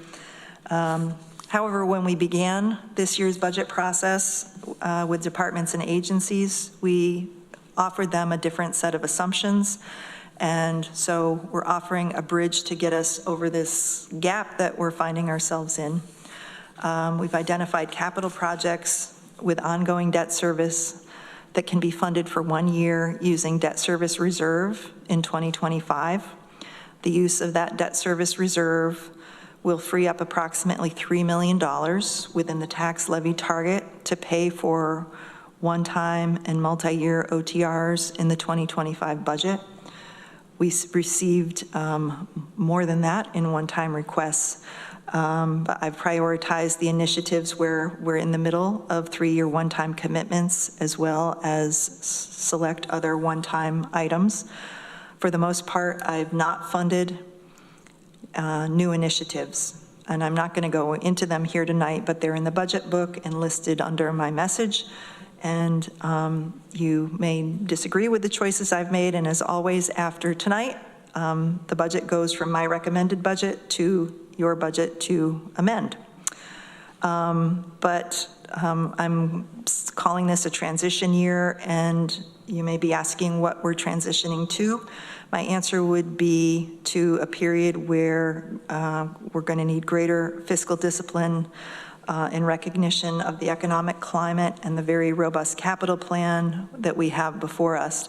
Like the operating budget, the projects in the capital plan encompass many of the needs, priorities, and values put forth in our strategic operations plan, and in order to fund them, it's going to take discipline. The policies and reserves that have been established provide us with a structure and the roadmap for getting there, and it's also going to take additional and gradual growth in the tax levy to provide the capacity needed to fund the many capital projects we have before us, because it can't be assumed, given what we're seeing with sales tax revenues and the number of projects that we have, that fund balance will be self-replenishing, and also how tightly we're budgeting.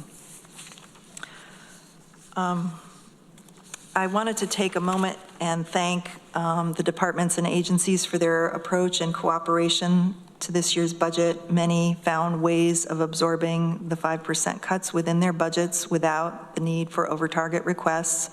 Some were able to offer additional areas for savings beyond the 5% reduction.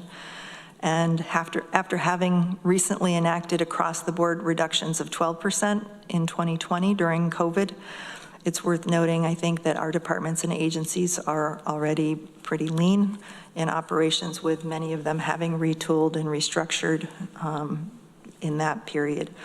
The 2% target, 5% reduction budget scenario is detailed in this year's budget book, along with its associated impacts.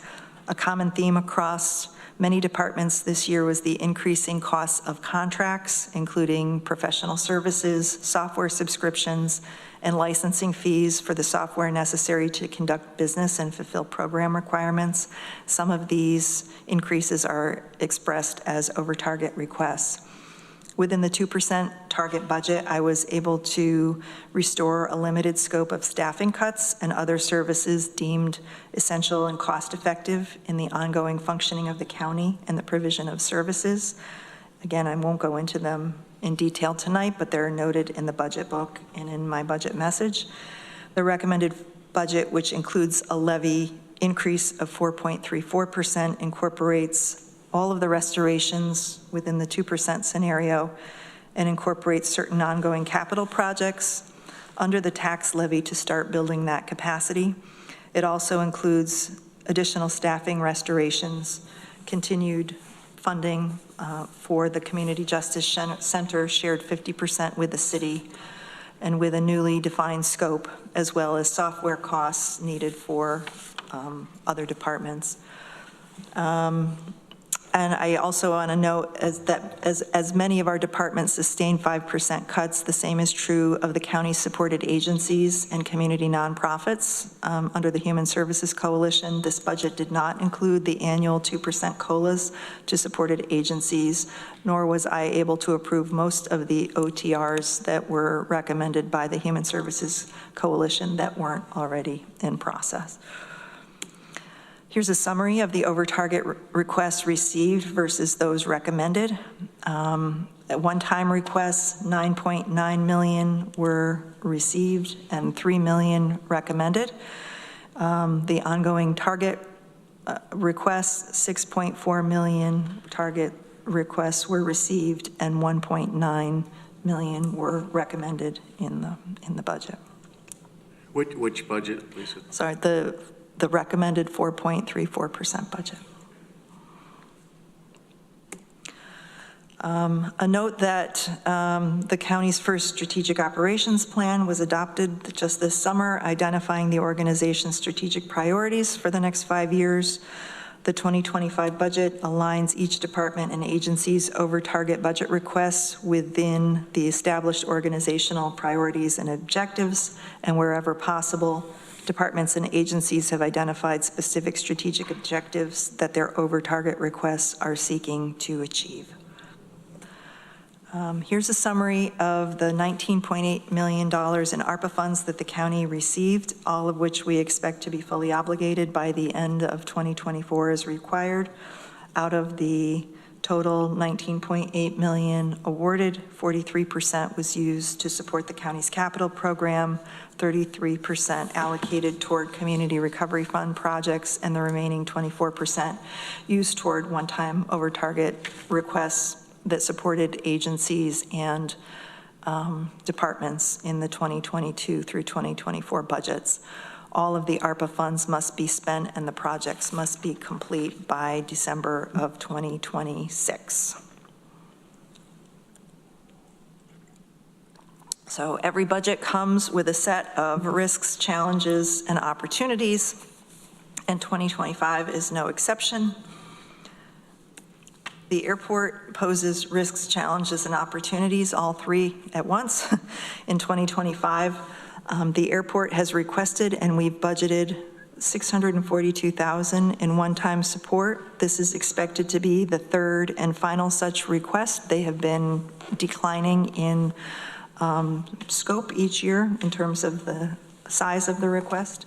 The Strategic Business Recovery Plan will be finalized in the coming months. In September, the Facilities and Infrastructure Committee and the full legislature will be considering a resolution to close the customs facility, which is currently losing $250,000 a year in revenues, and hopefully considering repurposing the facility into a revenue-generating operation for the airport and the community. Airport leadership is in negotiations with airlines to regain air service using incentives provided by the SCASD grant. They've also instituted cost-saving options with staffing instead of contracting, which we're hoping to see the fruits of in 2025. All of these are solid steps toward cost containment, revenue generation, and self-sufficiency. So that's the opportunity piece. However, the risk piece is if the airport efforts to expand air service, increase revenue, and decrease expenses aren't successful in 2025, additional support for the county may be needed in 2026. Some additional risks in 2025, in and beyond 2025. In the 2025 budget, we still have several initiatives funded with one-time funding, which may not be available for use in 2026. There are the 3-year over-target requests, and while the legislature next year may decide not to continue some of those initiatives after 2025, any projects that are intended to continue must be supported under the tax levy. In addition, funding for ongoing capital projects need to be gradually built into the target for ongoing support while we plan for ongoing costs of bonding for larger capital projects. Again, a portion of the mandated costs for psychiatric expenses are factored into the 2025 budget, and increased costs will need to continue to be built into the target in 2026 based on recent trends. And finally, the local and statewide environment around emergency sheltering, including Code Blue, is very dynamic and subject to change, and depending upon several variables, including New York State Code Blue funding, which we still do not have our allotment for the coming year, and the availability of providers, the county's reserves may need to be utilized in the future to cover associated costs for emergency shelter operations needs. The 2025 tax cap is calculated at 4.45% based on New York State's tax cap formula, which I won't go into unless anyone wants to twist my arm, but I don't think you do, 4.45%. And so for all of the reasons previously mentioned, I'm recommending a 2025 budget balanced with a property tax levy of $55.7 million, which constitutes an increase of 4.34% over 2024.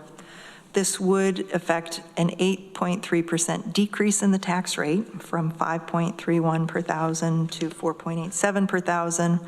The taxable assessed value grew 13.8% over the prior year.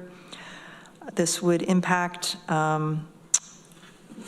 the owner of a median value home. Over the past year, the median value of a single family home in Tompkins County has risen by 20.5% from $249,000 to $300,000.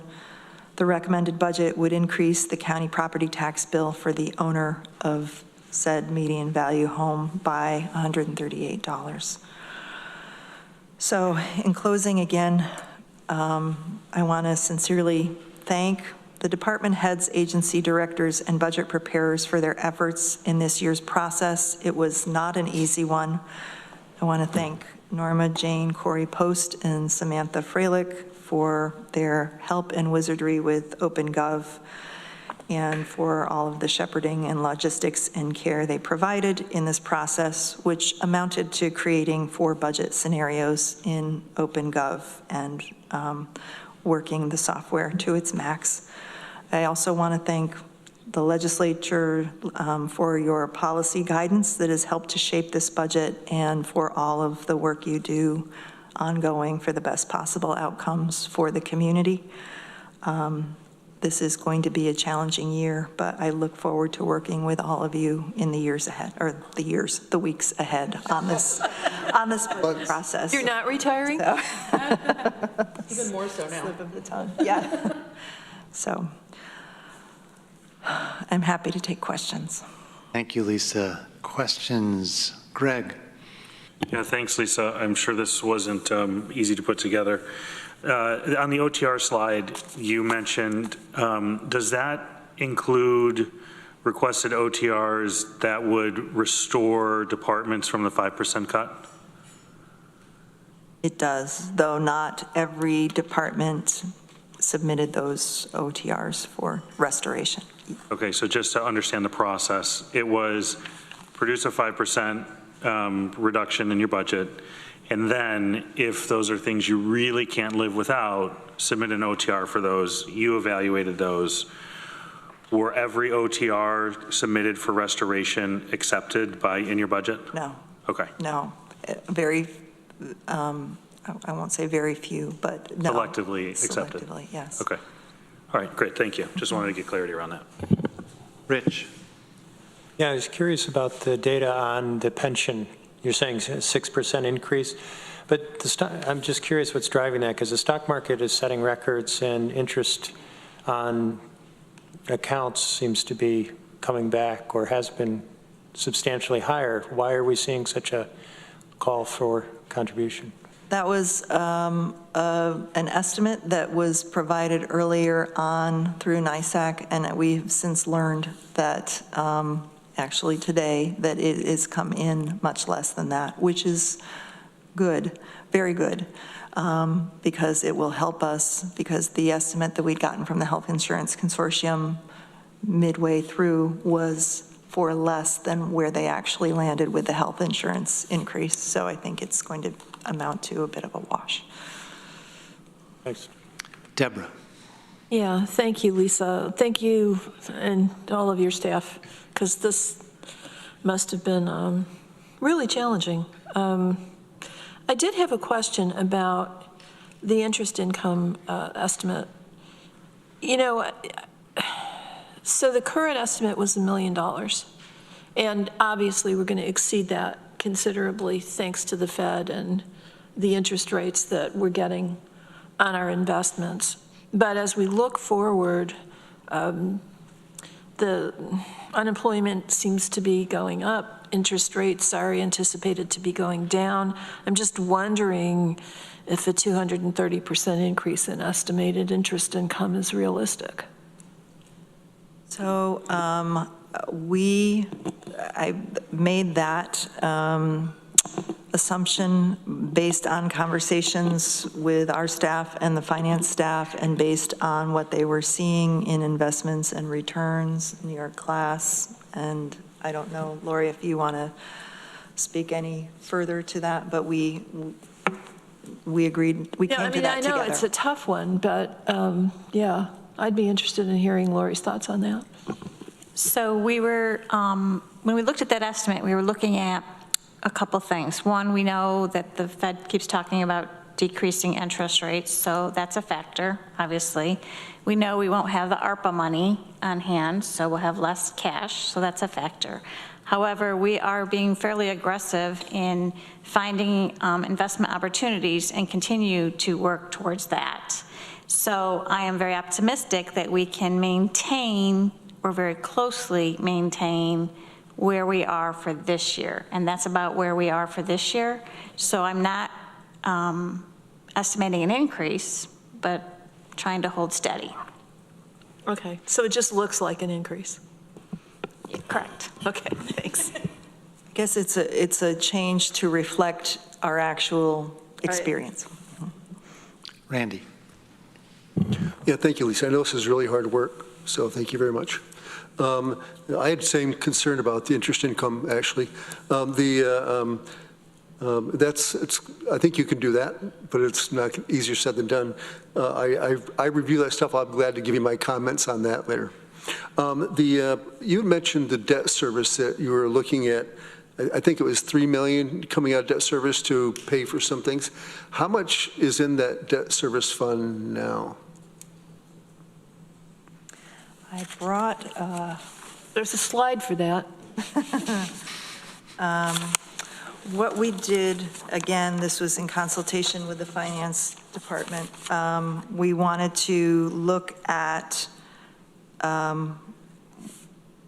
what I think it's about 11 million, and we're suggesting right around 3 million could be utilized and maintain the current recommended minimum in that reserve. Okay.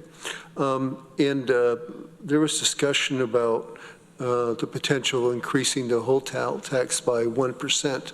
I don't know where that stands. Is that something that can happen at all? And if it can it happen in 2025? Or how does that process work? Doesn't help, though. Increasing the... Well, if they could use some of that money to pay for the airport was my hope. Okay. So that was my main reason I wanted to bring that forward, to help kind of balance the airport, which is $690,000 more coming forward. So that was my thought on that, because but maybe Greg can respond to that in a minute. On the also, there is some good news, right? So it looks like we're going to be at least $2 million over budget in interest income this year. Would that be correct? 1.3. Is that? 0.3. Just over 1. Aren't we at like 2.3 now? But we budgeted $1 million. I know, so it's going to end up being 3.2, I think, isn't it? That's my math anyways. So I think we're going to be $2 million over what we budgeted. I think. So to me, that's good news, because I think you're like 2 point something now. But anyways, and the other one is, we're down. First of all, I really struggle with the way government does accounting. So we're going to get our audit report for 2024 in August of 2025. So we're going to find out what happened in January of 2024, 18 months later. So that's, in business, you could not do that. If we didn't get our information within 2 weeks of the closing month, we wouldn't, I mean, I'd be on the finance guy, say, what's going on here, right? So I struggle with that whole thing. So but if we're down 89 employees now, and based on your number here of $792,000 for our current vacancy rate of 2%, that's 16 employees that we budgeted to not fill in 2024. And it comes out to about $50,000 each. That's my math of that. So if we're 89 employees, that's over $4 million that we did not spend this year so far, unless we fill a bunch of positions. So again, that money is going to, and I realize that's not money that's going to be available every year, but it seemed to me that we're going to refund some of our fund balances with that money. So I'm trying to understand the math. So. The only slight thing I would add to what you mentioned is those figures for current vacancy or snapshots in time, and they change. So we won't know the final average vacancy rate for 2024 until the end of the year. So. And I appreciate you raising it to 5% for this year. I think that's reasonable. So. Mike Lane.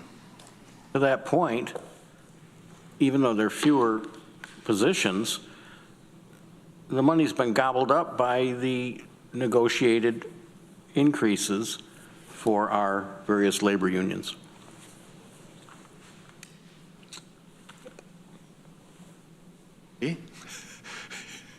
Raises a question in my mind about what we reserved for those increases. You said it's gobbled up, but We reserved for the retro. We didn't reserve for the prospective. And we have. Did you project that out? Though? Yes, we planned accordingly, so this did not take us by surprise. Thank you. Other questions or comments about the budget? Veronica. You probably said this while I was trying to digest the numbers, and I apologize, but how are we supposed to interpret, at some point you gave a number for the operating budget and tax levy, which makes sense, but the number that was on the slide for the capital program, which is about a fourth of the equivalent number in last year's presentation. Yeah. How am I supposed to interpret that? Yeah, we talked about which number to include this morning, and that last year's number was a number that was all of the capital projects that we have going for, I believe, the next 5 years and everything that we have debt service on, et cetera. This figure was the snapshot of 2025, all of the projects that we have going and all of the associated revenue for them. So it's not just the local share, it is the federal and state funds as well. Okay, thank you. Sure.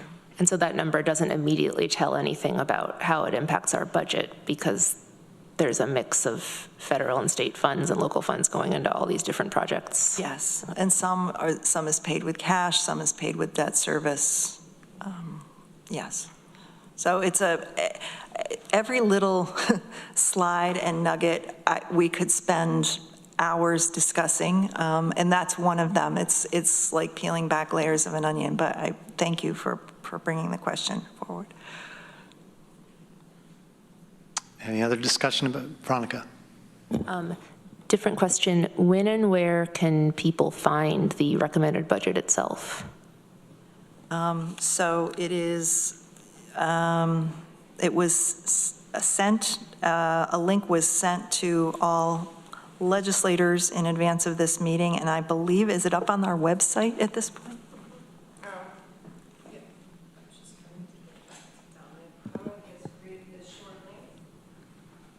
I left my two-factor authentication device at home, so I haven't seen my email, unfortunately. Oh, okay.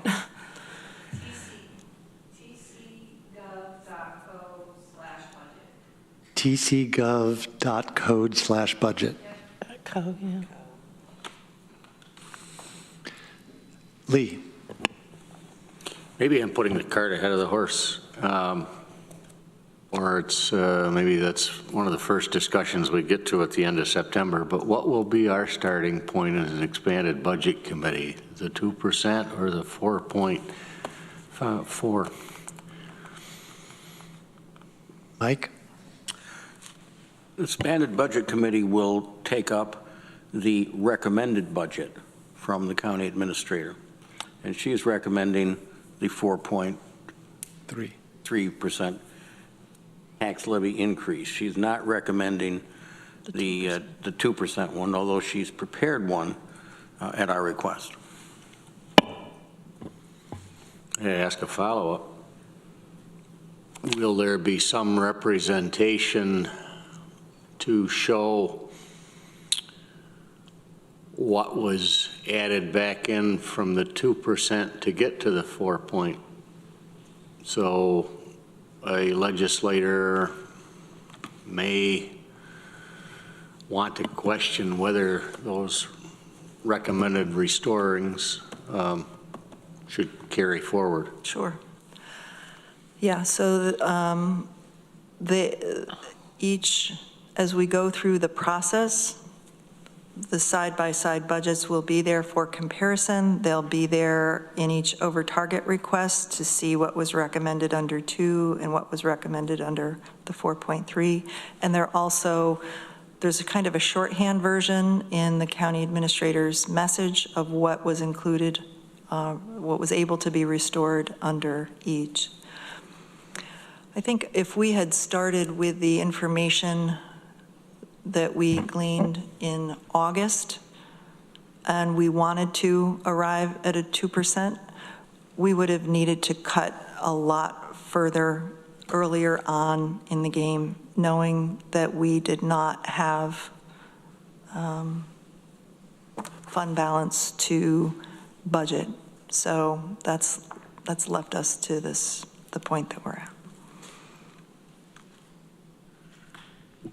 Anybody else on the budget?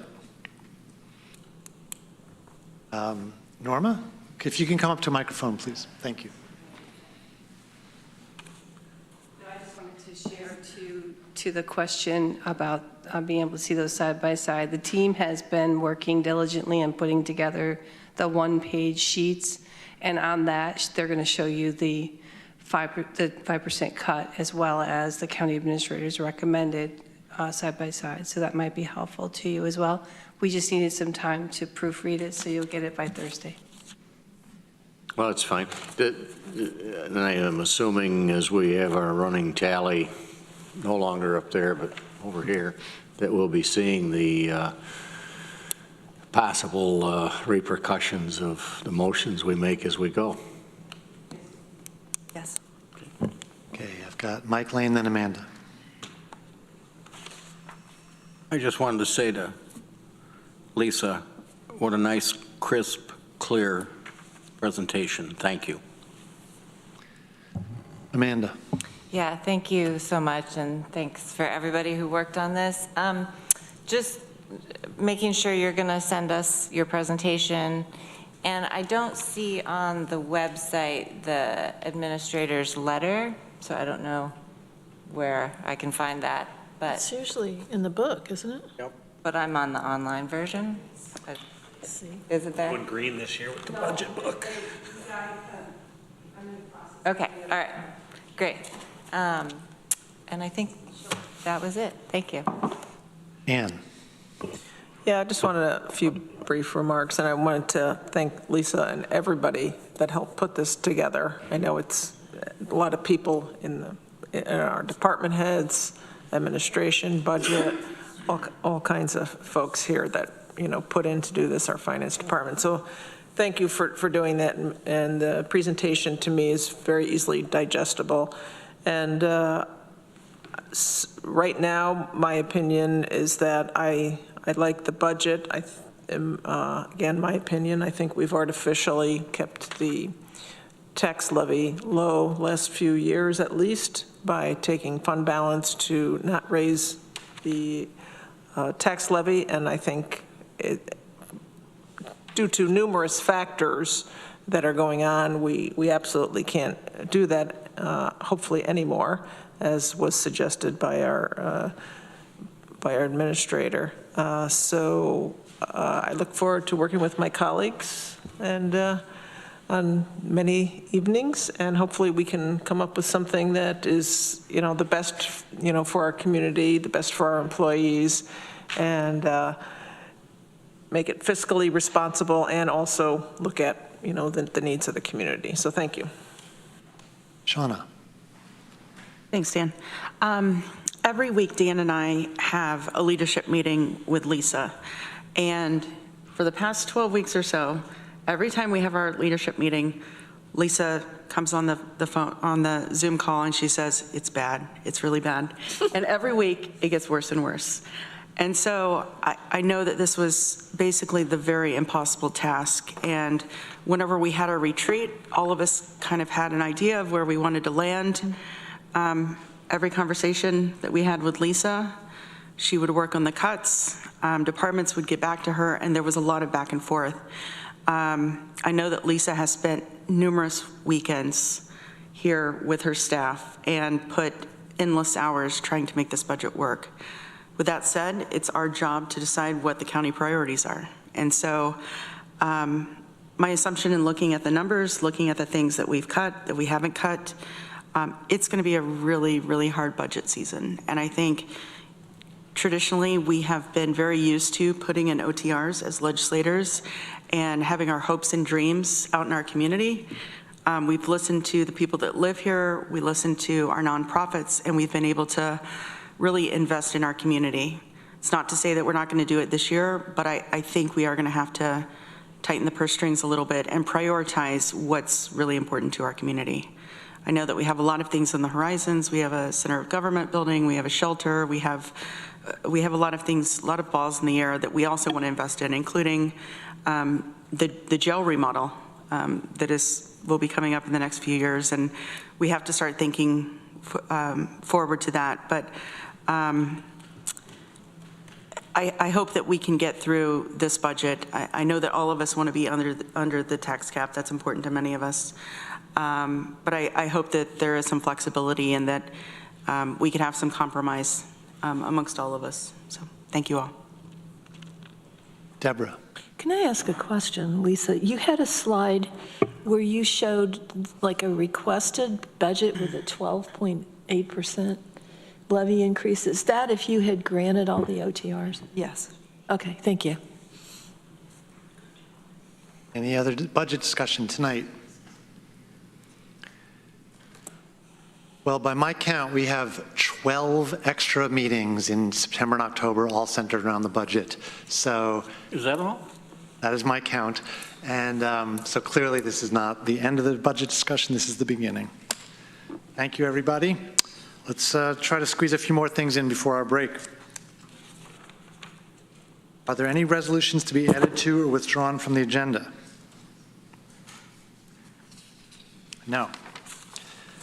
Okay, then let's go to the consent agenda. Consent agenda, resolutions and appointments to be voted on as a group unless any member of the legislature requests that a resolution or appointment be instead included separately and individually as part of the business of standing or special committees. Got one advisory board appointment tonight from the Public Safety Committee to the Criminal Justice Alternatives to Incarceration Advisory Board. Samantha Stevenson, at-large member. Going to the resolutions from the Health and Human Services Committee. Resolution A, approval of amended bylaws, Tompkins County Office for the Aging Advisory Board, ID 12613. Resolution B, use of rollover 2022 to 2023 Solutions to End Homelessness Program, STEP funds, ID 12694. From the Facilities and Infrastructure Committee, Resolution C, authorizing 2023-028 Federal Transit Administration Section 5307 Urban Formula Program Grant Application for Tompkins County, ID 12551. Resolution D, approval of Clean Energy Communities Grant Application and authorization of a letter of commitment from Chief Elected Official, ID 12666. Resolution E, authorizing submittal of Federal Transit Administration, FTA, Section 5339, Bus and Bus Facilities Program Grant Application 2024-19-019, ID 12628. Resolution F, authorizing submittal of Federal Transit Administration, FTA, Section 5307, Urban Formula Grant Application 2024-020, ID 12629. Resolution G, authorizing submittal of Federal Transit Administration Section 5307 Urban Formula Program Grant Application 2024-021, ID 12630. Resolution H, authorizing submittal of Federal Transit Administration, FTA, Section 5307, Urban Formula Grant Application 2024-022, ID 12631. And Resolution I, authorizing submittal of Federal Transit Administration, FTA, Section 5307, Urban Formula Grant Application 2024-023, ID 12632. From the Public Safety Committee, Resolution J, approval of amended bylaws, Criminal Justice Alternatives to Incarceration Advisory Board, ID 12614. Resolution K, authorization for the Tompkins County Department of Emergency Response to enter into a multi-year agreement with I Am Responding, including Rapid SOS subscription services, ID 12690. And Resolution L, authorization for the Tompkins County Department of Emergency Response to enter into a multi-year agreement with Intrado Life and Safety Solutions Corporation for Text to 911, ID 12691. Lee, you moving the consent agenda? Is there a second? Travis seconds. We're all in the room, right? Wow. Okay, all in favor of the consent agenda, please raise your hands. Any opposed? That is unanimous. The motion carries. Thank you. If you would be willing, I would like to try to squeeze in Resolution P before the break so that we have a staff person who can go home and do something different. So, Resolution P from the Facilities and Infrastructure Committee, Lee Shurtleff. Thank you, Dan. And thank you, Deborah, for the explanation of the items that accompanied TCAT and Federal Transit. I was hoping those stayed on the consent agenda. I was panicking about the explanation. Frank Doldo is here, our Chief Transportation Officer from the Department of Planning and Sustainability, in case we have questions in this. And I'd like to move Resolution P, ID number 12661, adopting the Mobility Vision Plan 2024 to 2027. Is there a second? Greg? Any more discussion, or? I think back at page 33, it's a rather succinct resolution, but essentially outlines that the mobile management strategy is to improve transportation access to employment, education, medical appointments, and other necessary services for low-income and underserved communities in the county. And these are steps to identify and remedy the barriers that we have to Tompkins County residents. We do have Frank Doldo with us, Chief Transportation Officer. Did I get it right this time? Frank, yeah, did you want to say anything about this? Okay. Any discussion among legislators? Deborah.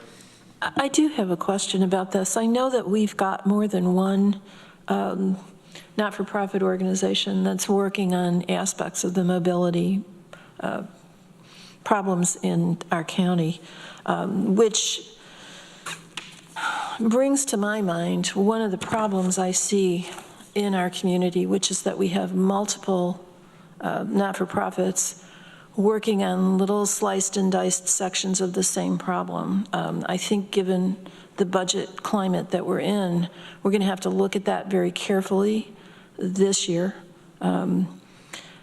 because if we keep funding everybody, we're just enabling this inefficiency to continue. And I was wondering if Frank or Lee could enlighten me as to who's going to actually be providing the services that are outlined in this plan. Sure. First thing is the two services, and I'll be coming to F&I committee just to explain the RFP process. But the RFP, there's going to be two RFPs going out. One will be for mobility management. The other one will be for one call, one click center. What I will tell you is, I know somebody's going to say something, but I'll give it a shot here.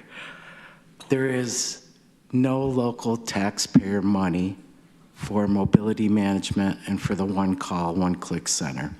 The way the funding stream works, it's 80% feds, 10% state, 10% local match. That local match is covered, will be covered by the awardee of the RFP. Oh, thank you. That makes me feel much better, Frank. Randy. Yes. When we talked about this in committee, one of the things that came up is one of the biggest issues for transportation needs is the workforce. It's a number one issue that comes up as people can't get to work. So as part of that, and maybe you can build on that if I didn't speak correctly about that, Frank, but I was actually over at the workforce office, and I just asked them, I said, what's the number one issue that causes people not to be employed? And she said, transportation. So I just wanted to share that. Any other, Veronica? I just want to basically mostly thank the people who worked on this and put it together. It looks like it was a good survey, good, very easily readable document. And I know, I guess, I wasn't on the committee. I know we're not questioning it more here, but I'm glad we're giving it some attention. I want to note that the resolution is adopting it, not just accepting it. I don't think we haven't adopted anything in a while other than the strategic plan. So per my understanding, we're committing to do whatever needs to be done to implement these solutions and I guess explore the possible solutions. I like that this, I guess per the report, this the research started from looking at social determinants of health, basically things outside the stuff your doctor would traditionally measure that impact our health, lists neighborhood and built environment, health and healthcare, social and community context, education, economic stability, and all of these are intimately tied to transportation, as I'm sure we see in different ways over the months and years that we've been sitting here.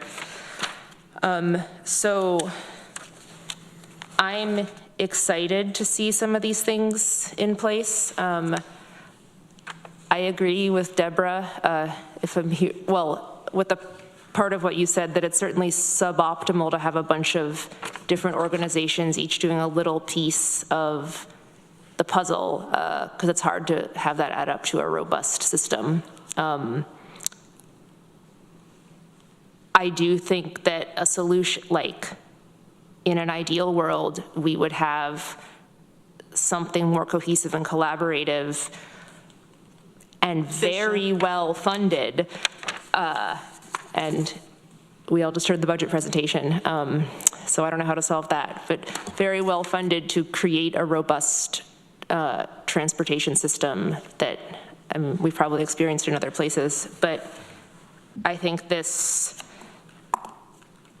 is a really good step. I definitely learned things both about barriers and actually points of access that exist in this county that I didn't know about just from reading this, so thank you.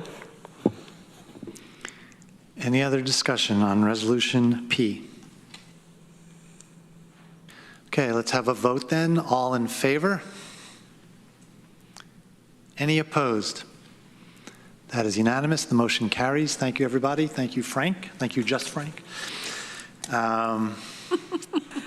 Okay, so in a moment, we're going to take a break, and I want to remind everyone that we're doing our once every 4 years photo for all of history.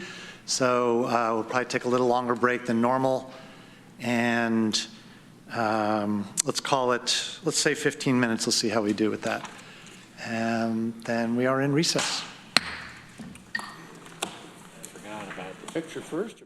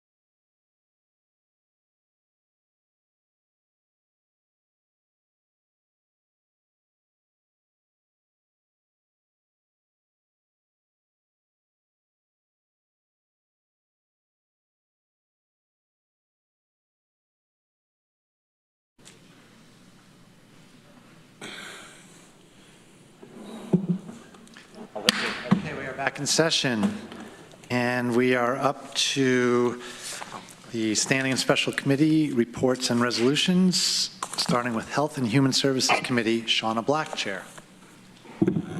I'm actually going to defer to Travis Brooks since I was not at that meeting. We met last Monday. I actually think Amanda should give me her trophy because we had quite a crisp meeting. We were done in an hour and change. We didn't have any presentations. We had a few resolutions that we passed. We have 3 on the agenda this evening. I'll start with Resolution M12568, Budget Adjustment and Contingent Fund Appropriation, Department of Social Services, Purchase of an X-ray machine for enhanced security at the Human Service Building. This passed our committee unanimously, and Budget, Capital, and Personnel. I don't know if Kit is here. I know Lisa's here. The funds, most of the funds, half of the funds, I should say, are coming from the federal and the state. There's $16,000 coming from contingency funds. There's $21,000 for the machine, $12,000 for the warranty, which is highly recommended, giving all the parts to it. I think it's a 3-year warranty. Lisa, do you want to add anything? I know Kit intended to be here to be able to speak to it, but I think given previous discussion, there were questions about was the warranty warranted? And the answer was yes, that was part of the whole package that was recommended given some of the servicing that is necessary for this machine and the comparable models that come with the similar warranties.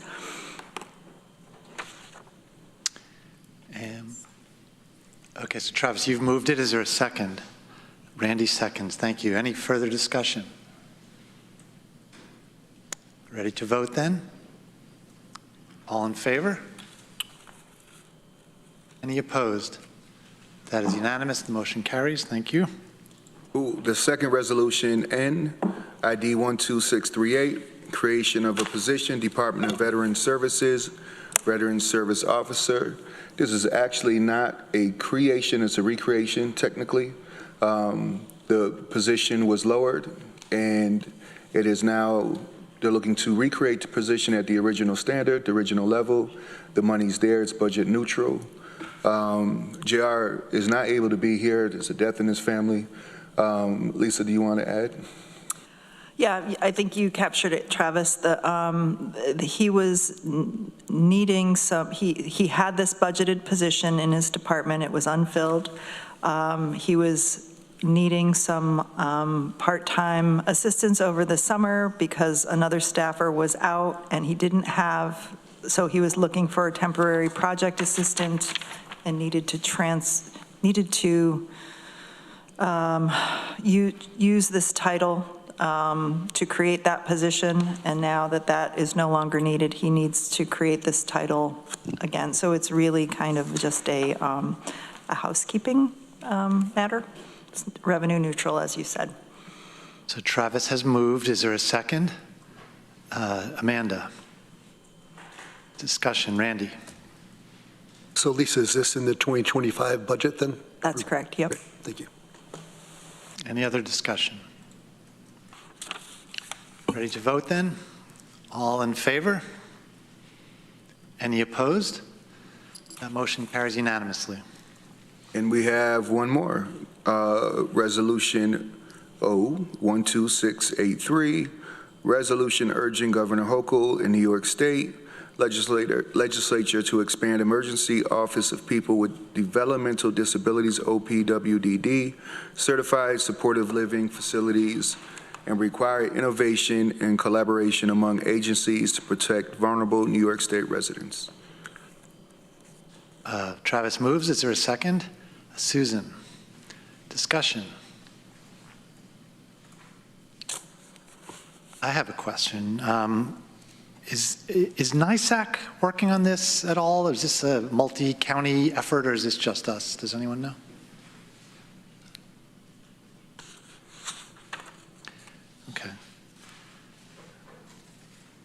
That's fine, thank you. Any other discussion?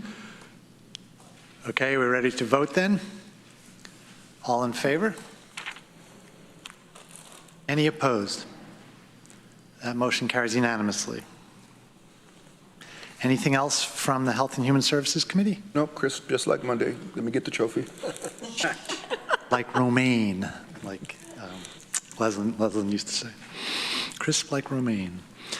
Okay, Housing and Economic Development Committee, Greg Mezzi, Chair. I'm going to keep it crisp. Our meeting for tomorrow, the 4th, was canceled because of all of the extra budget meetings and things that we have, and some agenda items that weren't ready for the committee level. So we will be meeting on October the 2nd at 3 p.m. That's Wednesday. Questions or comments for Greg? Okay, thank you. We are back to the Facilities and Infrastructure Committee, Lead Shurtleff, Chair. I think we've covered everything between the consent agenda and the resolution that was moved up. The only thing I would mention, two things. We haven't met since the last meeting. We'll be meeting on the 19th. And I want to just issue a reminder that Saturday, the September the 14th is Airport Day. And a lot of different programs will be held at the airport, and you'll be seeing some notices on that, and certainly would welcome anybody that wants to stop by for that event. And we were reminded at the July meeting about several of the economic impacts of the airport, $32 million on an annual basis, 100 jobs in the greater airport complex. And the strategic business plan is being updated, and we'll be seeing a draft of that fairly soon. So, thank you. Deborah. Will there be pancakes at the airport day? Yes, I believe that's, thank you. Thank you. That's starting at 7, that pancakes. It's all about the pancakes. Free balloon rides. Lee, I Heather. have something I wanted to tell folks about, and I think this might be the place. We always talk about transportation and F&I. I just learned last week that, I believe, that Cortland County is going to no longer contract for its bus service. Rather, it's going to join Centro, which is the Syracuse system that goes all the way out to Auburn.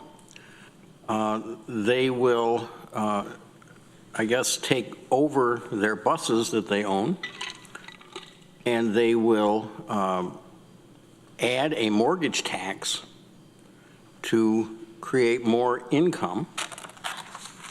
But I thought that was very significant. I hadn't heard of Centro going into other counties. Previously, it's been in existence for many, many years. And I know Auburn has had a mortgage tax to pay its share, or a share of its cost to Centro. So it doesn't affect us directly, except that we try to have this connection between TCAT and the Cortland bus system for our students at TC3. At least according to the news report, they're saying that Centro ought to be able to give a better connection once they get in place. So thank you. I just wanted to let people know about that. Glad you brought that up, Mike. I saw the same article too. I think it was the Saturday Cortland Standard, and that was one of my immediate concerns, was what's the link to TC3, and it appears that they have thought that one through according to what was written in that publication. So thanks for bringing that up. And yes, that was an interesting part about the mortgage tax being, were they talking a 1/4% that they were going to add? 1/4%, yeah. We already instituted ours, which we give to TCAT. Right. Deborah. Just FYI, TCAT just negotiates those connections with the neighboring systems, so we'll just be negotiating them with Centro, and I don't think that'll be a problem. Okay, anything else for the Facilities and Infrastructure Committee? Okay. Government Operations Committee, Amanda Champion, Chair. Thank you very much. We'll be meeting this coming Thursday at 10 a.m. We have quite a lot on our agenda, so we can retain the trophy. That's what you think. We will have an update from our communications director about the changes coming to our website. We have quite a lot of resolutions from the assessment department bringing forward proposals for additional exemptions for folks. Let's see, we will have a discussion about adding a new rule to the rules of the legislature related to remote attendance for legislators at meetings. And we will also, we're getting to a resolution about setting the salaries for the next legislature. And we do plan to vote on that, and then, of course, all of that will come to the full legislature for more discussion. We do not have the flag policy on again yet, but I'm sure we will get there. And that's all I have. Questions or comments for Amanda? Okay, thank you. Planning, Energy, and Environmental Quality Committee, Ann Corman, Chair. Thank you. We will be meeting this coming Monday, September 9th at 10 a.m. here at the Chambers. And a couple of things we'll be reviewing are the strategic operations plan as far as it concerns our committee. And the bulk of the rest of our meeting that day will be regarding some issues that the CASE Board, the Climate and Sustainable Energy Board, has been working on. For instance, they passed a resolution urging the county to pass a budget that has some monies in the budget for green facilities. Let's see, I'll skip the information item. And the last thing is probably the most important thing that we'll be talking about is we have a resolution for the committee to consider establishing the CASE Board as a permanent advisory board to the legislature.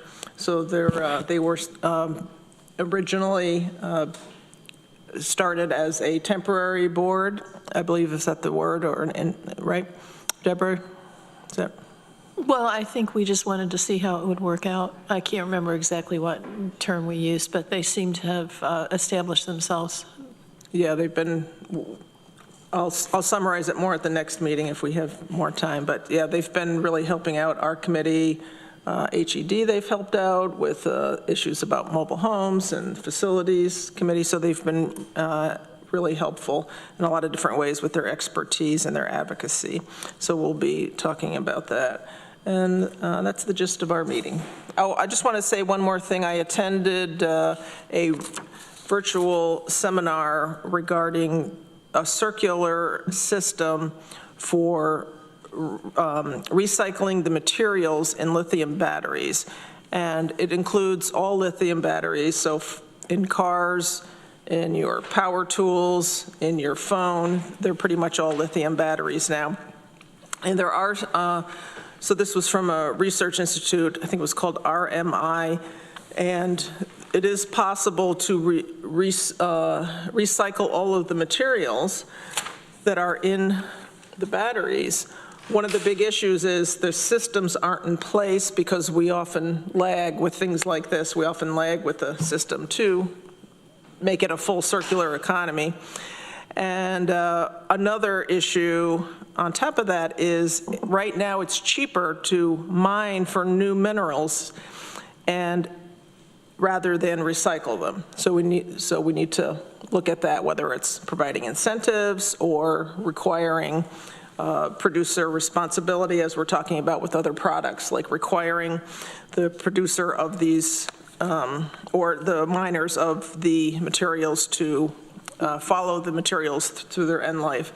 So there's a couple of different ways that can be done. But I was quite impressed that in probably by 2030, they said, the systems could be in place to fully recycle down to just about zero need for mining of the new substances or the new minerals. And United States actually, unfortunately, is lagging in that. A lot of other countries are already doing it. So let's get going, U.S. Any questions for the Planning, Energy, Environmental Quality Committee? Randy. Just a comment. The Agricultural and Environmental Protection Board met last week, and we got a presentation from a gentleman who is working in Lewis County in how they negotiate with solar companies and wind farms. And they have negotiated $8,500 per kilowatt hour for a pilot agreement. It's $8,500 per kilowatt hour. And they also have negotiated additional funding from the solar developers to form LDCs to fund whatever people want for a particular. So, for example, if there's a big project in Lansing or Groton, then they get that funding, but also they set up that funding for specific projects in those areas. And I have more information in a presentation I can share with people on the IDA on that. But basically, the whole discussion was they did an analysis of how much money is involved in developing solar fields and how much money is available if you just ask for it. So that's why I wanted to share that with you. And the other thing is the planning, we've gotten quite a few complaints about who is authorized to grow cannabis in Tompkins County.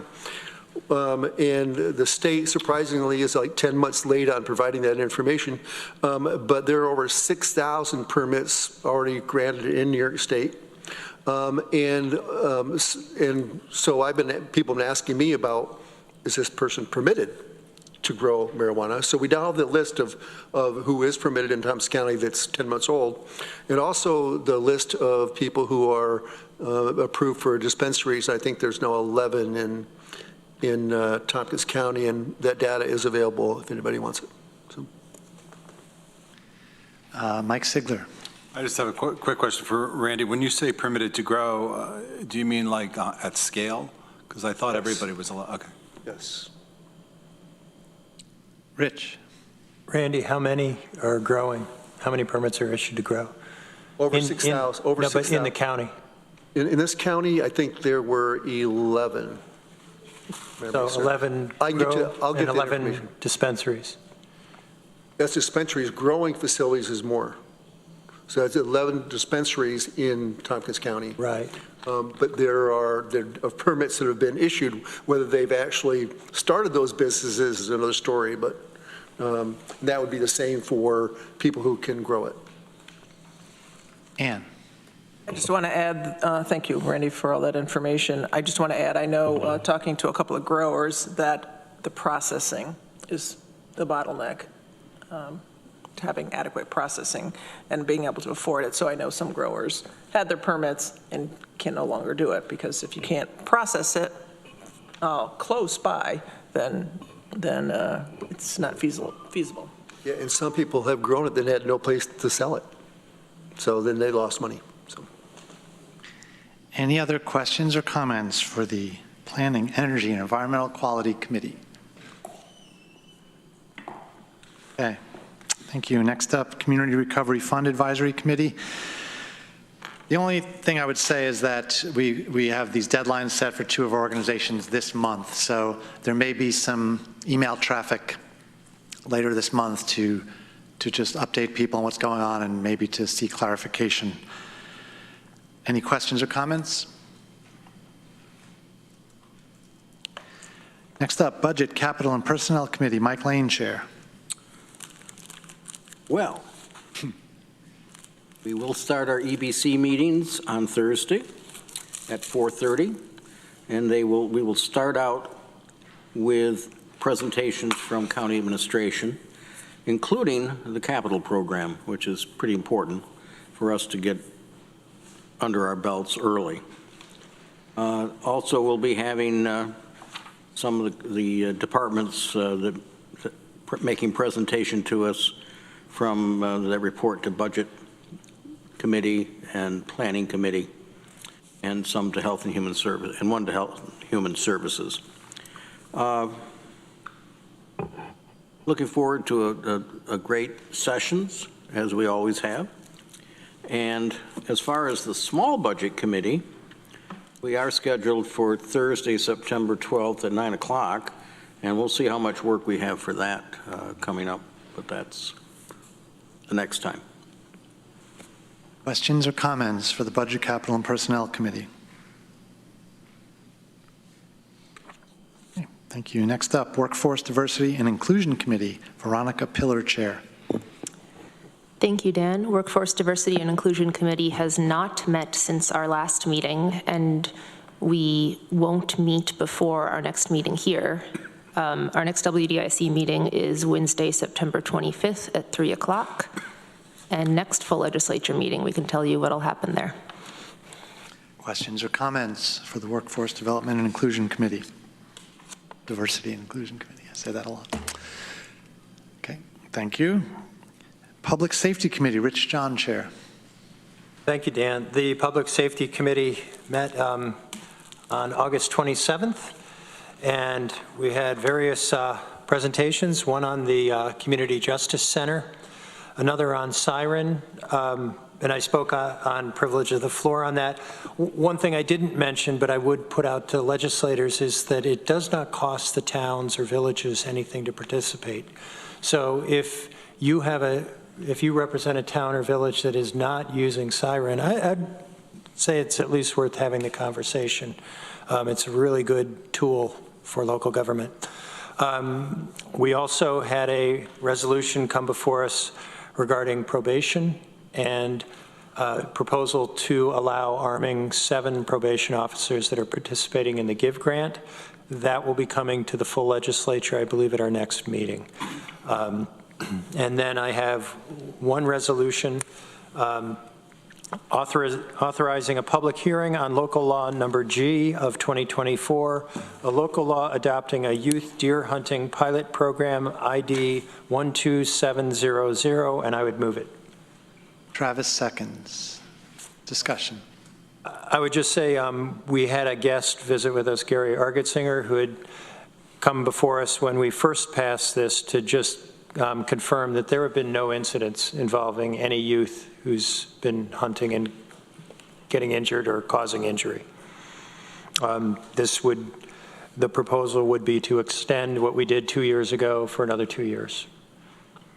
Mike, did you have anything to add? I know you covered it pretty well. I mean, Gary was good enough that he came and waited for the whole meeting, but yeah, I mean, he talked about the safety factors and how it's actually not just worked here in Tompkins, but statewide. So, and we're, I mean, almost every other state, almost every other county has adopted this as well. I don't know if anybody remembers from when we did the discussion 2 years ago, but there are many states that have no minimum age, and some have a minimum age is like 7. I thought in that context, 12 is a pretty reasonable age with supervision. And the supervision is key here. I mean, you do go out with an adult and do this. So. Any other discussion on Resolution Q? Ready to vote then? All in favor? Any opposed? That is unanimous, 14-0. The motion carries. And that's my report. Any last questions or comments for Public Safety Committee? Okay. Next up, Downtown Facilities Special Committee, Randy Brown, Chair. Thank you. We have not met since our last legislature meeting, and our next meeting is going to be October 8th. We did meet with 4 legislatures and 8 department heads and other folks to evaluate various proposals we got from architects, engineers, consultants. And that was a 7-hour meeting last week to do that. And a lot of very qualified people are asking for our business. So, any questions or comments for Downtown Facilities Committee? Thank you. We are now up to the individual member filed resolutions, and we have Resolution R. Randy, do you want to go ahead and put that on the floor? Yes. I got to find what page it's on now. Sure. Page 45, I think. 45.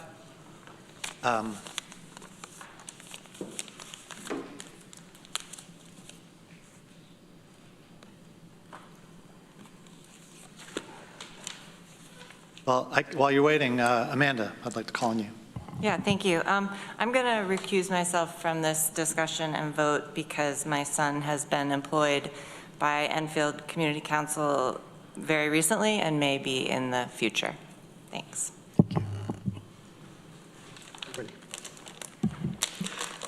Yes, thank you for allowing me to do this.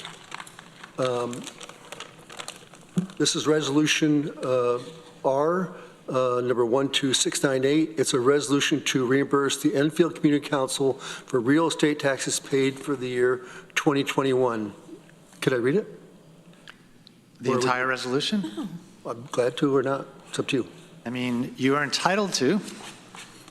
Hopefully people did read it, but I will read a few parts of it. Actually, I'm sorry, Ray, can we just get a second before we keep going? Travis seconds. Okay. Thank you, Travis.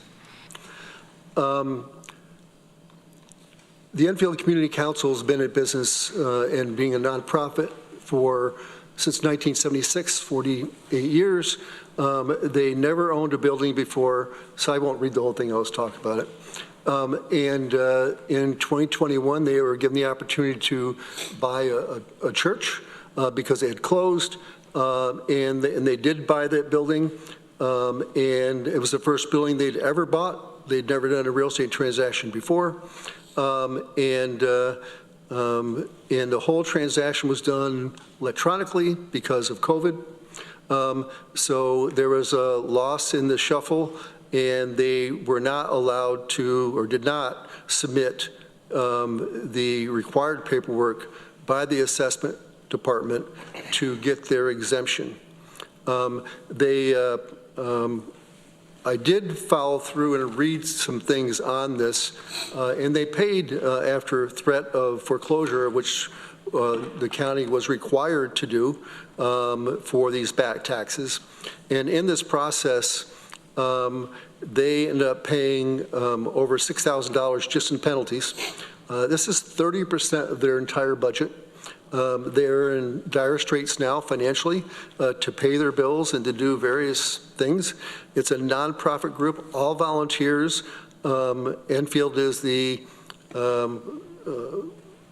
most economically challenged town in the county. They tried to raise funds for this, and some people did donate, including myself. But it's a lot of money, and I'm not wealthy like that. So now they are in a situation where they have no reserves, and they had to borrow money just to pay basic bills. And so I did a little research, and there was an opportunity for the county, in my mind, to help them do something so they wouldn't have had to even fill out a form.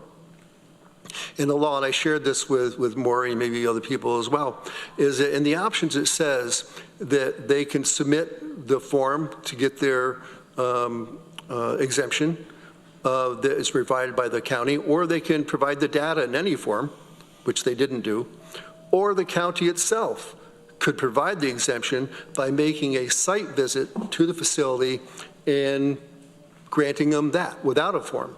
That didn't happen.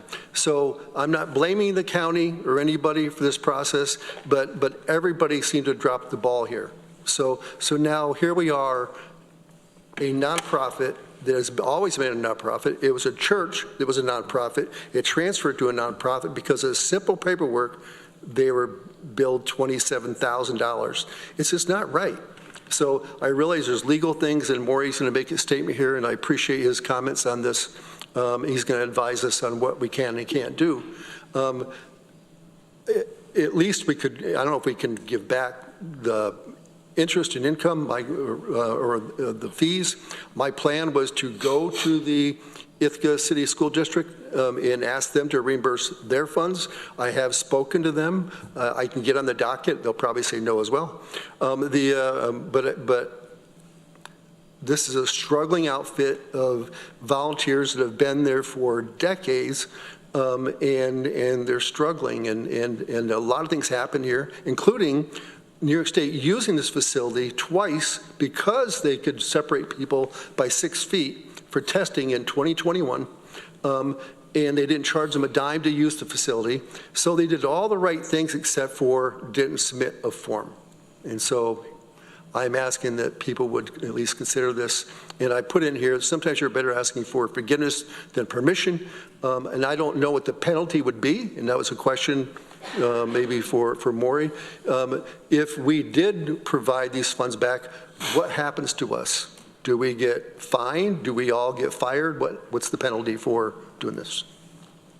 Well, you don't get fined. You don't get fired. You could end up with a finding that the legislature as a whole has violated the New York State Constitution. And if two possibilities, is somebody going to litigate fast enough to try and obtain an injunction against this? Probably not.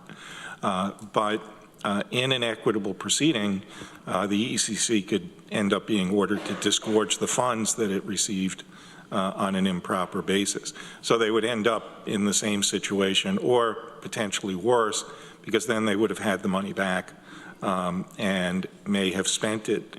I am happy to go, I'm fine with going through the constitutional analysis. I would, this is a tough one. The taxpayer is in a sympathetic position. On the other hand, I could think of instances in the past before STAR was automatic, how many times I forgot to file for it. The community center, it doesn't have a claim of right to the money. The county didn't overcharge them. It charged what it's required to do as part of its property tax collection process. Also, the community center had opportunities. I don't know if the outcome would have been different. They could have made an application for a refund to the assessment department, and at least the assessment department would have had to have come up with an opinion explaining what it did, and then that could be appealable for you. But the time for that is done. So, I don't see at the moment a constitutional way to do this as laid out in the resolution.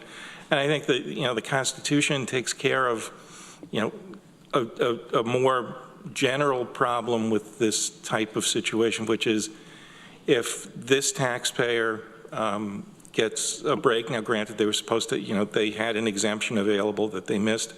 How many other taxpayers come out and say, I forgot this, I forgot that, I'm a good person? We have, we have this situation, without going into the details, where somebody comes in and says, I'm not paying the tax because I'm the best game in town, and I'm good people. And, this is, if this passes, it just gives those operators, more ammunition to argue against the county in their situations. So that's really, unfortunately, all I can say about it in this structure.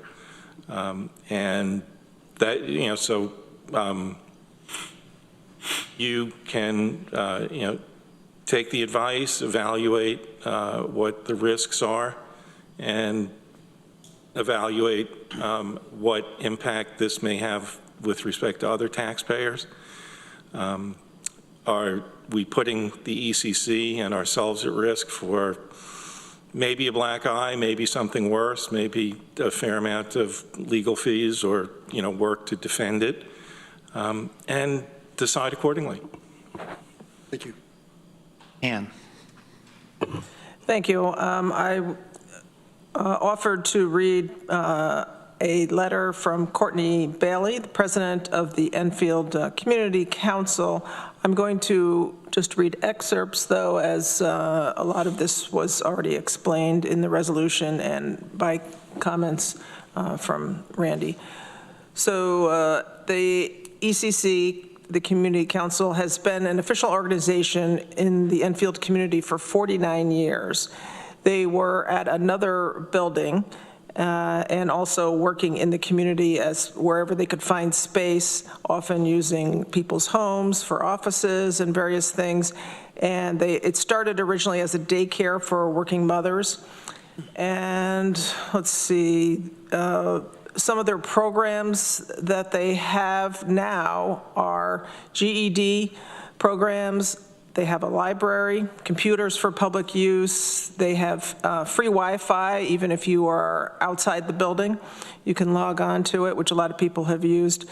They have family martial arts, senior fitness. They're a meeting place for the Enfield Senior Citizens Group, and ARE, Anti-Racists of Enfield. They do they have services for financial assistance.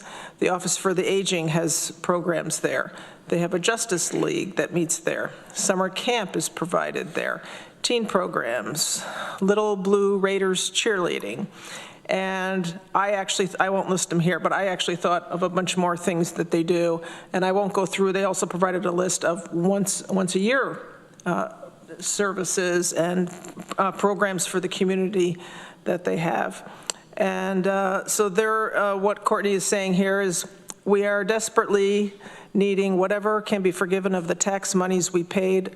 Our volunteers have been doing monthly dinners in the hopes of rebuilding our coffers. They totally used up all of their reserves, which they were hoping to use to replace the roof, which now they believe is at risk for leaking. And let's see, they could not pay the summer camp workers, so they had to borrow money for that. And they're trying to pay that back with interest. And the last comment I'll read, please consider the good we do for our community, the selflessness of our volunteers, and our true regret that the paperwork was not filed properly in the end of the COVID-19 pandemic when everyone was scrambling to figure out how to even do grocery shopping safely, let alone new processes that we were ignorant of. Sincerely, Courtney Bailey, President of the Enfield Community Council. Okay, I've got 4 legislators on the list right now. Travis, you're next.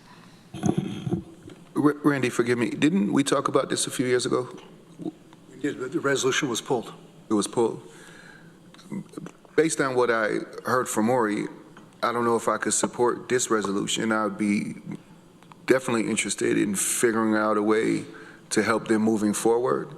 But if it would end up costing us more money, possibly costing them more money, opening up Pandora's box of problems, I don't know if I could support this, but I would love to figure out a way to help them moving forward. Greg. I would echo Travis's comments. This is one of the frustrating pieces of government, right, of the laws that we have, which are put in place for good reason. But unfortunately, there are good situations or good people, good work that's being done that have unfortunate situations that gets us into these type of predicaments.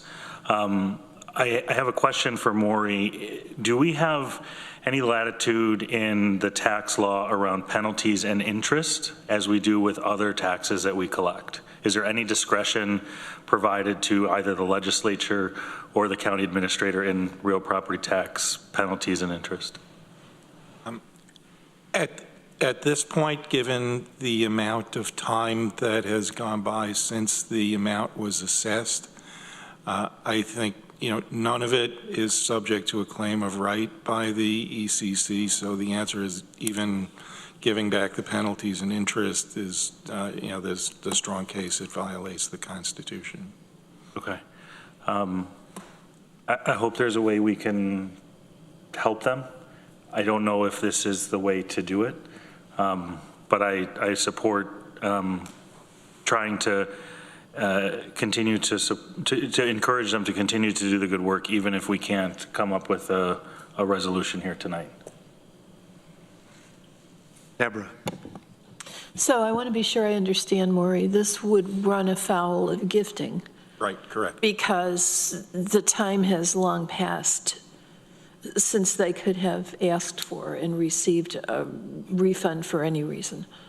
Well, as I say, if they had gone through the process, I don't know that the outcome would be any different, but at this point, It's too late.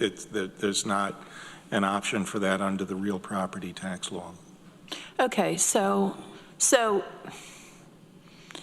this would be gifting, and regardless of how worthy this organization is, and I appreciate what Randy and Annie have told us about what they do, we would be violating the state constitution. And apropos of the question that you asked, Randy, which is, would we be punished? Would we be sued? Would we lose our jobs? We all signed an oath when we took this office to uphold the constitutions of the United States and the state of New York. It would be a really ugly optic if we were to start making exceptions to when we were going to uphold that Constitution and when we were going to decide not to. And for that reason alone, I simply can't vote for this, and I'm sorry. Mike Sigler. I just had two questions. Number one, has something like this ever happened before? I mean, is this a unique situation? If you look for case law on it, it's pretty unique because there's not much at all. I think that I think the answer to the question typically is that, once it's done and once the money has been collected, if there's not a refund process, the taxpayer probably lives with it, like any of us who miss an exemption deadline. I guess that means my other question is, the whereas number 4 and number 8, there are two things. It says a clerical error and a paperwork error. Are those good categorizations? Am I saying that right? Categorizations. The answer is they are, in this circumstance, they are anecdotal as opposed to satisfying statutory definitions. In the real property tax law, there is a provision that allows an assessor to agree to reduce or do a refund of property taxes when there is a clerical error. But the clerical error is specifically defined in Section 550 of the real property tax law to mean clerical errors that are committed by the assessor, not by the person paying the tax. There's a specific definition of clerical error. There's a specific definition of mistake of fact, which is that the metes and bounds of the property are incorrectly described, or too much property was included in the assessment as a result. And then there's a provision for an unlawful entry on the roll, all of which are specifically defined and unfortunately none of which benefit the ECC in this situation. And if those three issues were going to be raised, it would have to be raised within, in any event, raised within 3 years of the warrant attaching. And the warrant attaches at the very beginning of the tax year, when I think that's one of the things that the legislature votes on at its first meeting, is to direct the county director of finance to collect the property taxes. So that's the attachment of the warrant. Got Drew Brayman, Deputy Director of Finance on Zoom. Drew? Just responding to Mr. Sigler, as far as this happening in the past, as Maury said, this specific case being so long has not happened in the past, but I would say every year we have real property taxes collected by either governments, ourselves, and other nonprofits as they purchase property. and apply for the exemption, and they receive the exemption in the following year. But they pay in the current year. Lee. I'm just looking at some of the numbers, and I don't know if anybody here can answer the question, but if you look at the town and county taxes for one single year, 2021, take out the interest and penalties and fees, that leaves about $9,100 in town and county taxes. You know, just ballpark, if you're looking at a town and county tax rate out there, it'd be about $10 per thousand. That tells me that the assessment on this thing that got entered was $900,000. Is the building worth that much? And why I raise that is because this is not a knock on the assessment department, but I don't know with tax exempt properties that there's real strong evaluation done on those. They put a value on them, and there's an estimate out there, but they're not quite as stringent as what they do with the assessment process on taxable properties. And if they transferred this from a church to a nonprofit and carried over a really inflated assessment, you know, that kind of bothers me that happened. And I have no idea what the transfer would have been from the church to the community council, but you know, I think there's more here that got incorporated into it than simply the clerical error, as it's stated. Shauna. I think if we start questioning assessment 3 years later, we're really underlining the good work that our departments do. If there was a deliberation to be had or a question about the assessment, it should have been done 3 years ago. I am very sympathetic to this, and I think before, whenever it was coming up, I was going to support it. For one, because I don't think we had a county attorney that was weighing in, and I'm not sure that we knew that there were going to be legal ramifications. I do appreciate all the great things that are happening in Enfield. I mean, Courtney's email was very compelling, and so if there was a way to vote for this and not have to worry about us going against our oath, then I certainly would have done it, but I can't support it now. So I'm sorry, Randy. I'm going to take a turn.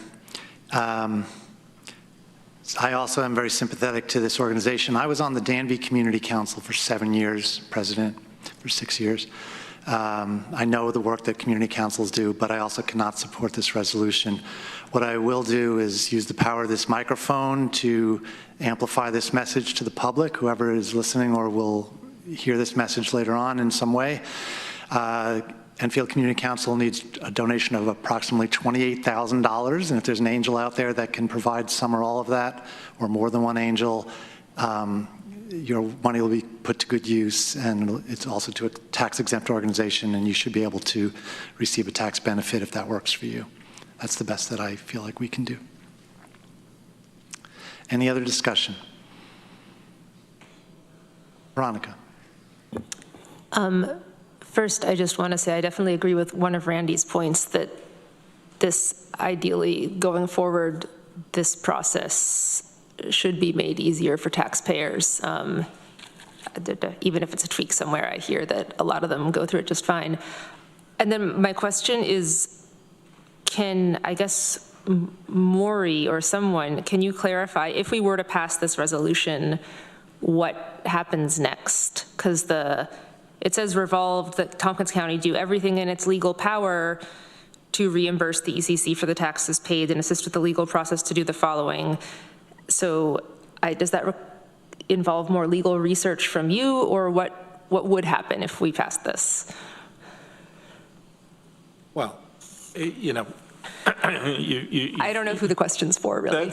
Yeah, that's fine. I think you play litigation roulette, which is, you know, maybe nothing happens. You know, just like if, you know, with any tax return.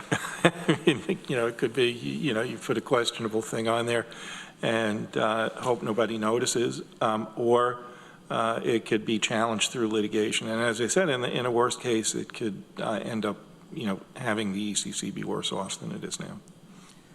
So to be clear, if we pass this resolution, then a first thing that happens is the county gives ECC however many $1,000s. Yeah, I don't read that clause of the resolution as saying you authorize it, but do some more research and see if there's really not a way to do it. I think that bridge has been crossed. Any other discussion? Oh, sorry, Travis, then Greg. I would also imagine at that point in time, there would be quite a few nonprofits lined up that have purchased property over the last 3, 4, 5 years, wanting their taxes back. Greg.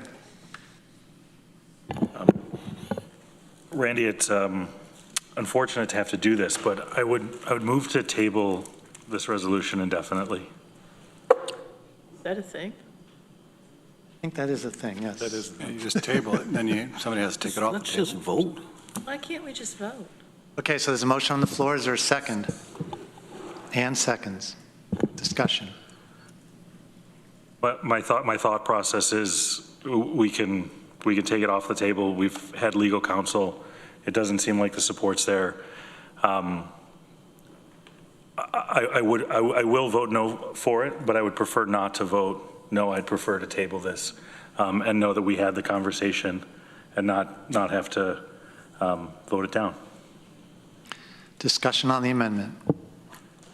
Randy. I prefer a vote, but I have a question. If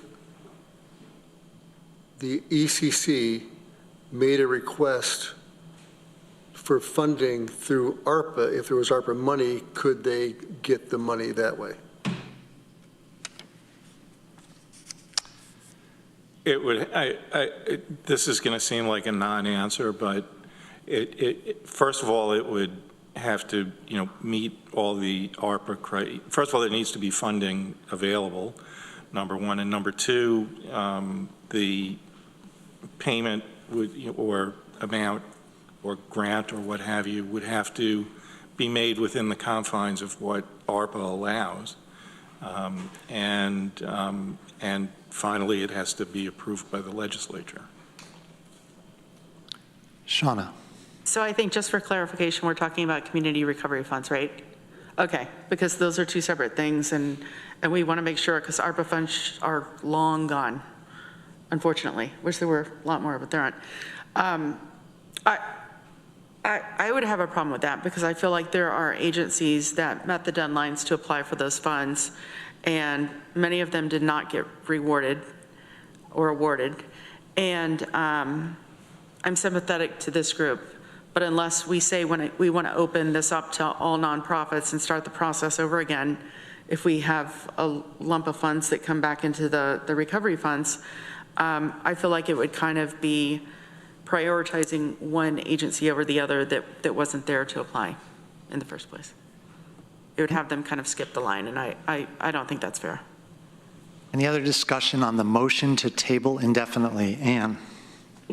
Yeah, I'm in favor of the motion to table it because we cannot legally do this. So, I mean, although I would like to figure out a way to help Enfield Community Center, and it's a horrible thing that happened, but if we can't legally do this,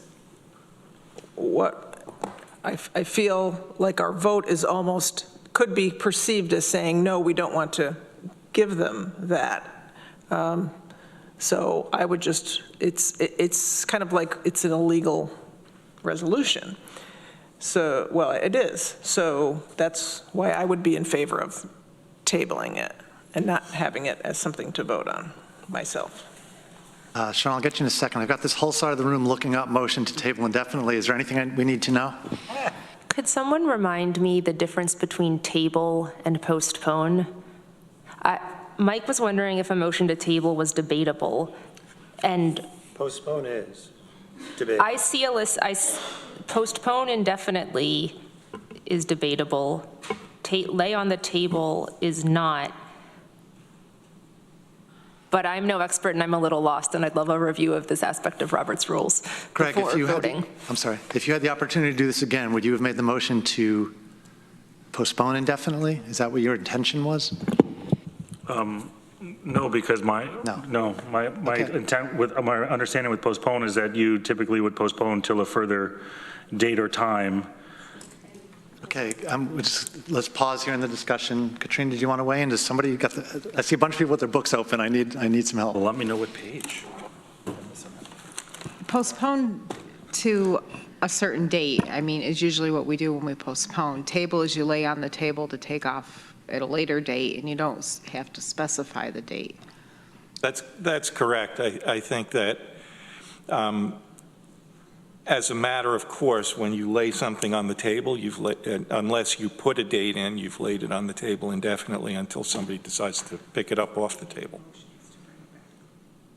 Okay, so Greg, does that meet what your intention was? My intent is to lay it on the table. Lay it on the table and not bring it back. And can someone clarify, is that a debatable motion? It is not debatable. So we have already violated. Already debated it. Yes. Well, most of the debate was not around the motion. It is true. So if it is a motion to lay on the table, well, Maury, do you want to weigh in on this? Yeah, the debate that we had is really is a debate on a point of order that wasn't enunciated, which is, should this be a motion to lay on the table or postpone? The motion to lay on the table is not debatable, so I would. So we vote. If we proceed right to a vote now, does everyone feel okay with the process that just happened, even though we erred a little bit? Yep. Nobody will make a motion to appeal. Okay, then the debate is over. The motion on the table is a motion to table, and we're going to have a vote. All in favor of laying the motion on the table? Please keep your hands up. That's 1, 2, 3, 4. All opposed? 1, 2, 3, 4, 5, 6, 7, 8, 9. And do we call for a motion to abstain on, is it the abstention have to abstain on this one? No, she's already used, so we don't count her. Okay. We don't count her vote. She's in timeout right now. Lucky. Okay, so that motion fails. We're back to the main motion. Mike Lane. Call the question. Okay, is there a second on calling the question? Deborah? Okay, so that is also non-debatable. Calling the question means we end debate. So everyone in favor of calling the question, please raise your hand. 1, 2, 3, 4, 5, 6, 7, 8, 9, 10. All opposed? That's 3. The motion carries. The question's been called. We will now proceed to a vote on the motion. Resolution R, resolution to reimburse the Enfield Community Council for real estate taxes paid for the year 2021. Are there any questions about what we're about to vote on? Okay. All in favor? 1, 2, 3. All opposed? 1, 2, 3, 4, 5, 6, 7, 8, 9, 10. 10 or 11, I missed. Okay. And the abstentions? Yes, we got 1. Okay. Okay, the motion fails. We're back on the agenda. We are up to the minutes of the previous meeting. We have 2 sets of minutes. We're going to vote on them separately. Can somebody move the minutes of August 6th, please? Veronica moves, Rich seconds. Discussion. All in favor of the minutes of August 6th, please raise your hand.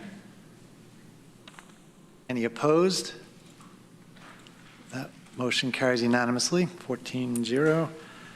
Can someone move the minutes of August 20th, please. Greg moves and seconds. Any discussion? Let's have a vote then. All in favor of the August 20 minutes? Any opposed? That is unanimous. That carries. Thank you. Is there any unfinished business? Okay. In a minute, we're going to move to go into executive session. 5 matters. 1 matter is for discussions regarding proposed, pending, or current litigation. 3 matters involve the medical, financial, credit, or employment history of a particular person or corporation, or matters leading to the appointment, employment, promotion, demotion, discipline, suspension, dismissal, or removal of a particular person or corporation. And we have 1 matter that relates to the proposed acquisition, sale, or lease of real property, or the proposed acquisition of securities or sale or exchange of securities held by such public body, but only when publicity would substantially affect the value thereof. Is there somebody that would move to go into executive session, please? Travis moves. Deborah seconds. Any discussion? All in favor? Any opposed? That motion carries 13-0. Okay, we are going to move to executive session in just a few minutes. As soon as we can shut the cameras down, we will come out of executive session. I do not be taking any action. We are now in recess.